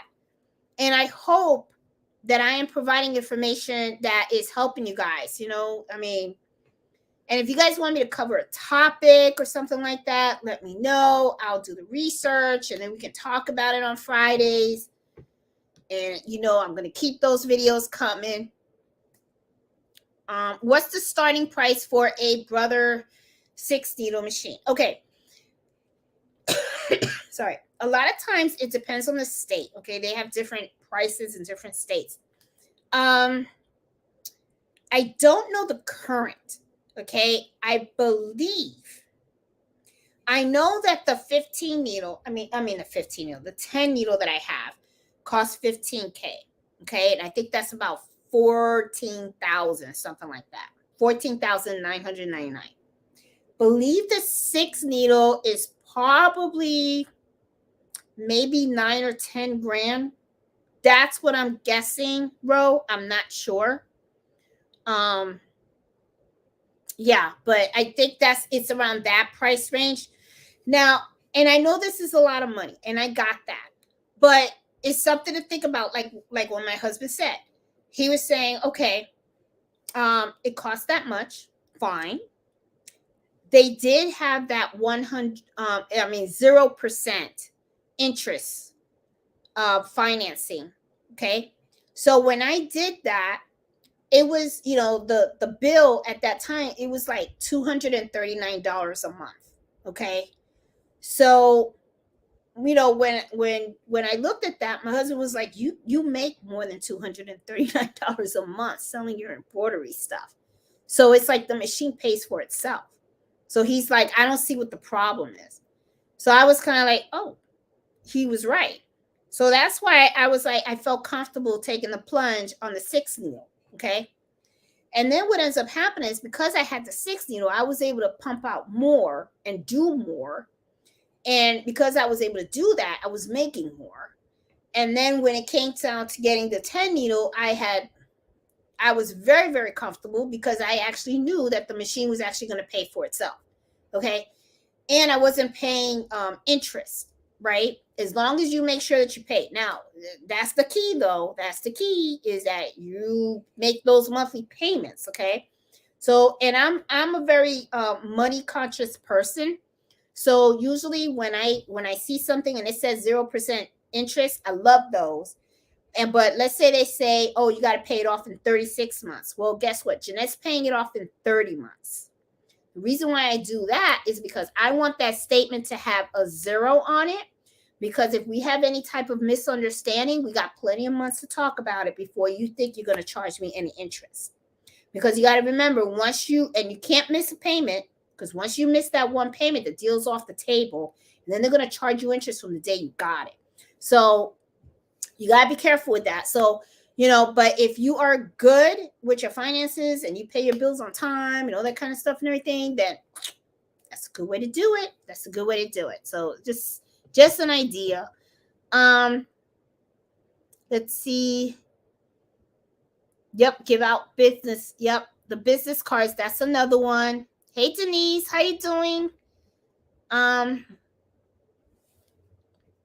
Oh, the subject of tonight, I was talking about how I was doing my how I started my embroidery business, how this whole adventure came out. And look at that, Eve's on. Hey, Eve. I had to mention you, girl, because I started my business because of you. And if you guys don't know, that's the baby booty.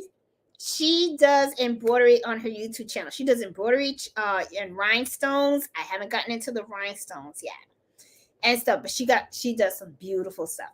Now, I have done some embroidery and I bought some rhinestones, but it's just the sheets of rhinestones. And sometimes what I do is I'll embroider something and I'll put a rhinestone here and there in the embroidery just to give it that little bling, But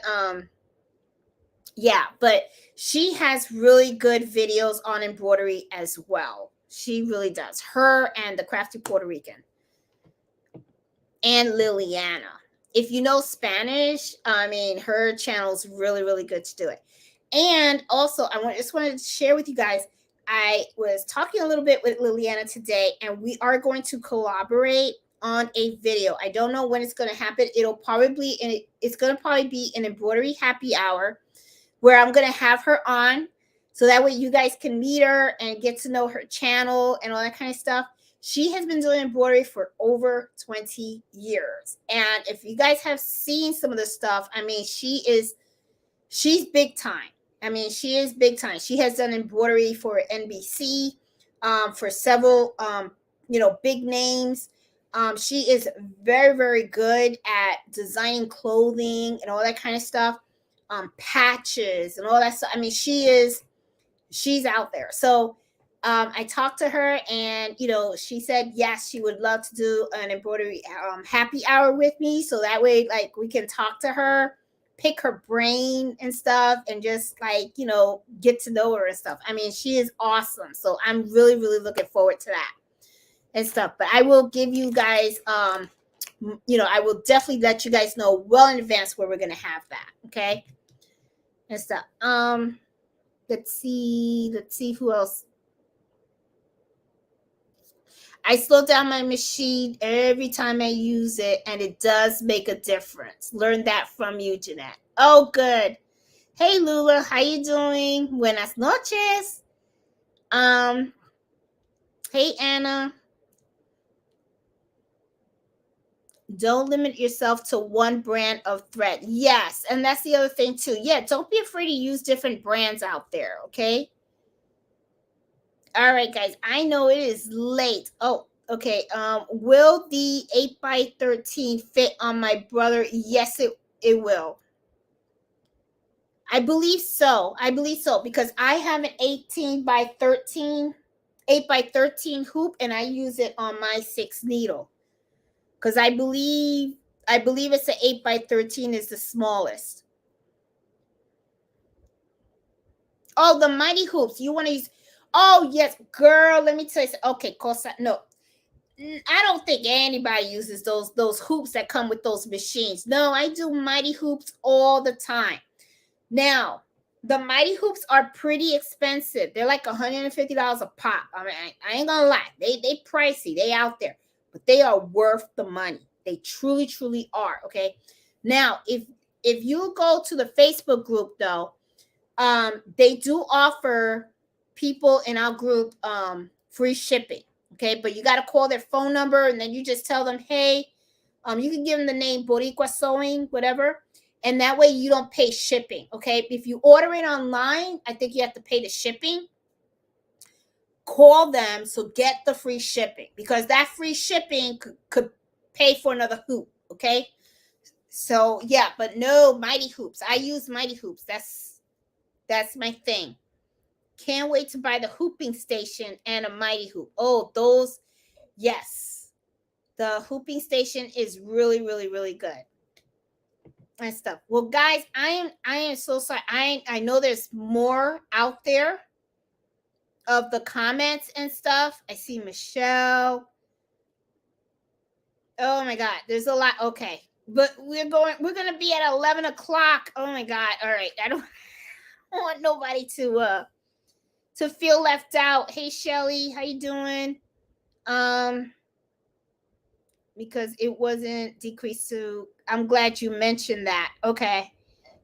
All right, guys. Yeah, because it's getting late. It's getting late. Okay. And I don't want to like mess you guys up, your weekend and stuff. Remind me to have a glass beside me to join you next time. Oh, girl, I got me my red wine today. And my aerator.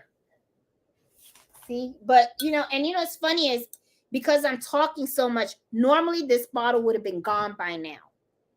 I'm telling you, because I can drink up a bottle and stuff. I tell my husband, I'll go to AA when I retire. That's what I'll do and stuff. Oh yes, and for those of you guys that don't know, my sister Nancy, she has a YouTube channel, Gifts HQ. She does a lot of knitting and quilting and all that kind of stuff. And let me tell you, she is the dollar store queen. Well, Eve is a dollar store queen too. Eve from the Baby Booty, because she always got stuff from the dollar store. She's like, hey, go to the dollar store. You can get this and use that. But Nancy's the same way. And she's always giving really good ideas and tips and tricks and all that kind of stuff. She's on Saturdays at noon. And her channel is Gifts HQ. She's in the chat. And so, and her channel has been growing too. I think she's over 2,000 subscribers now. She's getting up there and stuff. So yeah. And she does, in the beginning of her, of her lives, she has quiz. She gives us, like, everybody has a quiz, which is the fun. This really fun. So that's why all of us like to always make sure we're there at 12. Because before she starts her live, she has like all these craft questions, right? You see everybody in the chat trying to figure out the answer. You got like 30 seconds to figure it out. And it is a lot of fun. I will tell you, in the beginning when she started doing it, I was like, why are you doing that? But then now it's like everybody looks forward to it. I love it too. I think it's like so much fun to do. That was like an awesome idea. Oh, Leslie. Well, I went to Springfield Gardens High School down the street from Green Acres Mall, Sunrise Drive. Yes. Oh my God, Leslie. Yes. I went to Springfield Gardens High School only 1 year. Then after that, I went to a private school. Green Acres, the movie theater. Me and my sister used to work there. She used to work the cashier. I used to work concession. See, that goes to show you, man. I did a lot of jobs. I used to deliver newspapers. I worked at a movie theater. I worked at stores. I drove a cab. I sold watches for $10 in the street in New York. That's because I wanted to go to college. I was a hustler, boy, let me tell you. But, oh, yeah. Yep, so we were right by each other. Oh, my God. That's, like, so weird. Yes, Springfield High School was right there.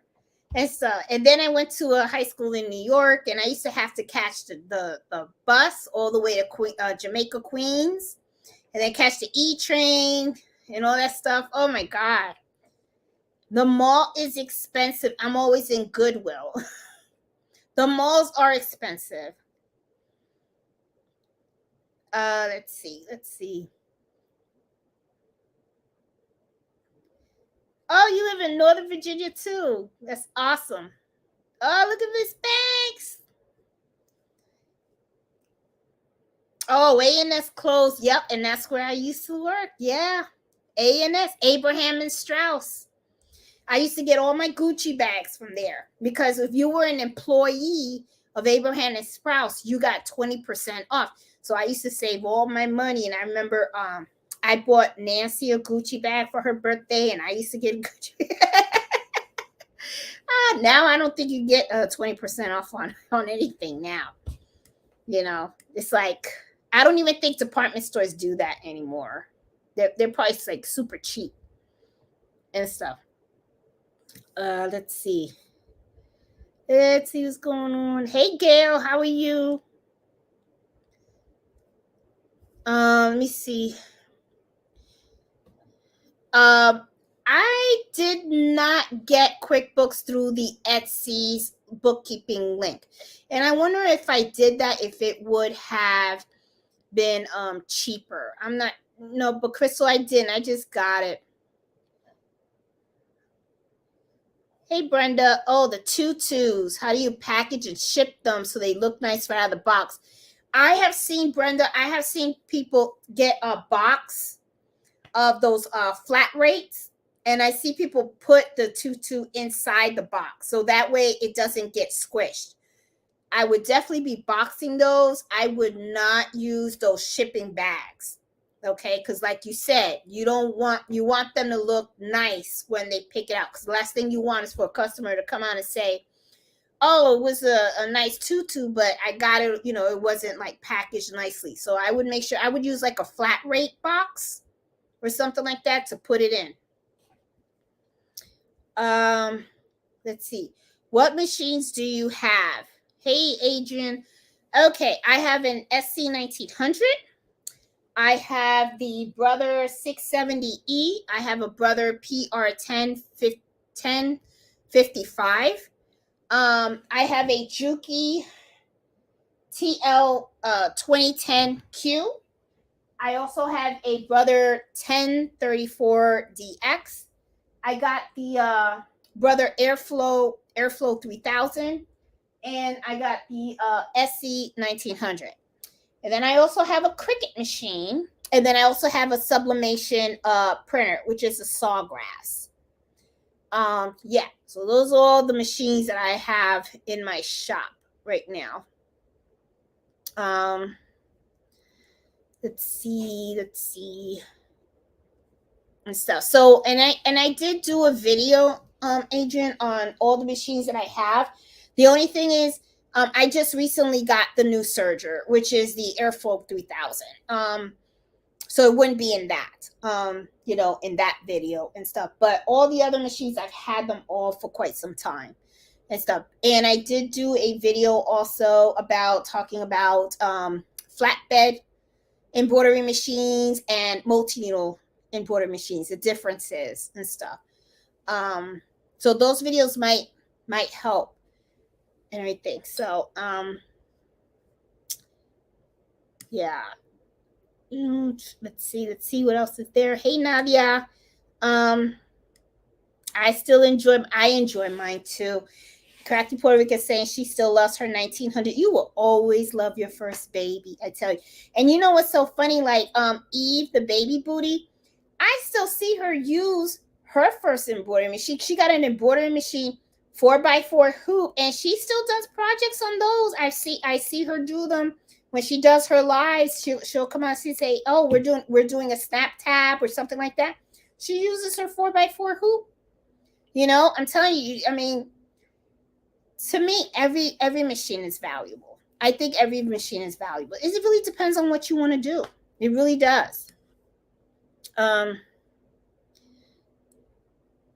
Oh, hey, Kelly. Really appreciate you. Oh, thanks.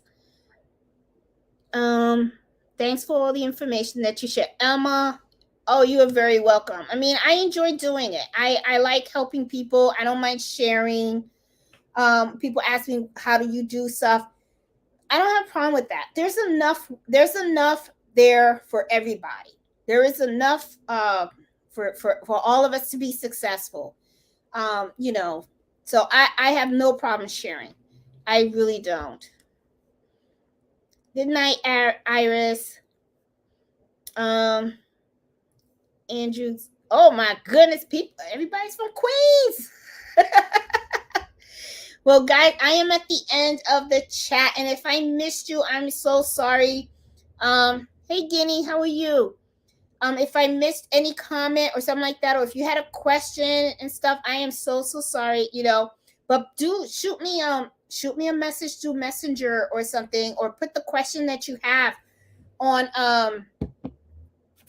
on Facebook and stuff, and I'll try to help you guys out, okay, as much as I possibly can. So but it is a wow, this was long. This is supposed to be embroidery happy hour. Now I will say this: my sister, her lives, she says 1 hour, she sticks to it 1 hour. Me, on the other hand, I just I don't know, I go off. What the heck, I like to share. What can I say? I don't know. But guys, I am going to sign off, because what I'm going to do is I'm going to go downstairs and I'm going to relax with my hubby, and I'm going to finish off this bottle of wine and stuff, because I am already caught up on all my orders. They're already packaged and everything. So when I get up in the morning, I'm going to go to the post office, deliver my orders and stuff, and yeah, and then tomorrow I plan on playing with my new serger and probably do some more videos. And I do want to do more videos on the embroidery machine, because I got a sweatshirt. I want to embroider the sleeve. I have never embroidered a sleeve before, so that's going to be fun. So I'm going to videotape that, and let's see how it goes. Is it going to be a hit or a miss? We'll see. All right. So anyway, guys, I love spending time with you guys. If you guys enjoyed this live, please give me a thumbs up. And if you're new to the channel, please subscribe. And, like I said, if you guys need any help, please reach out and join the Facebook group. So I will talk to you guys later, okay? You guys have a great weekend. Please be safe, and I will see you guys next Friday. So I'll talk to you guys later. Bye.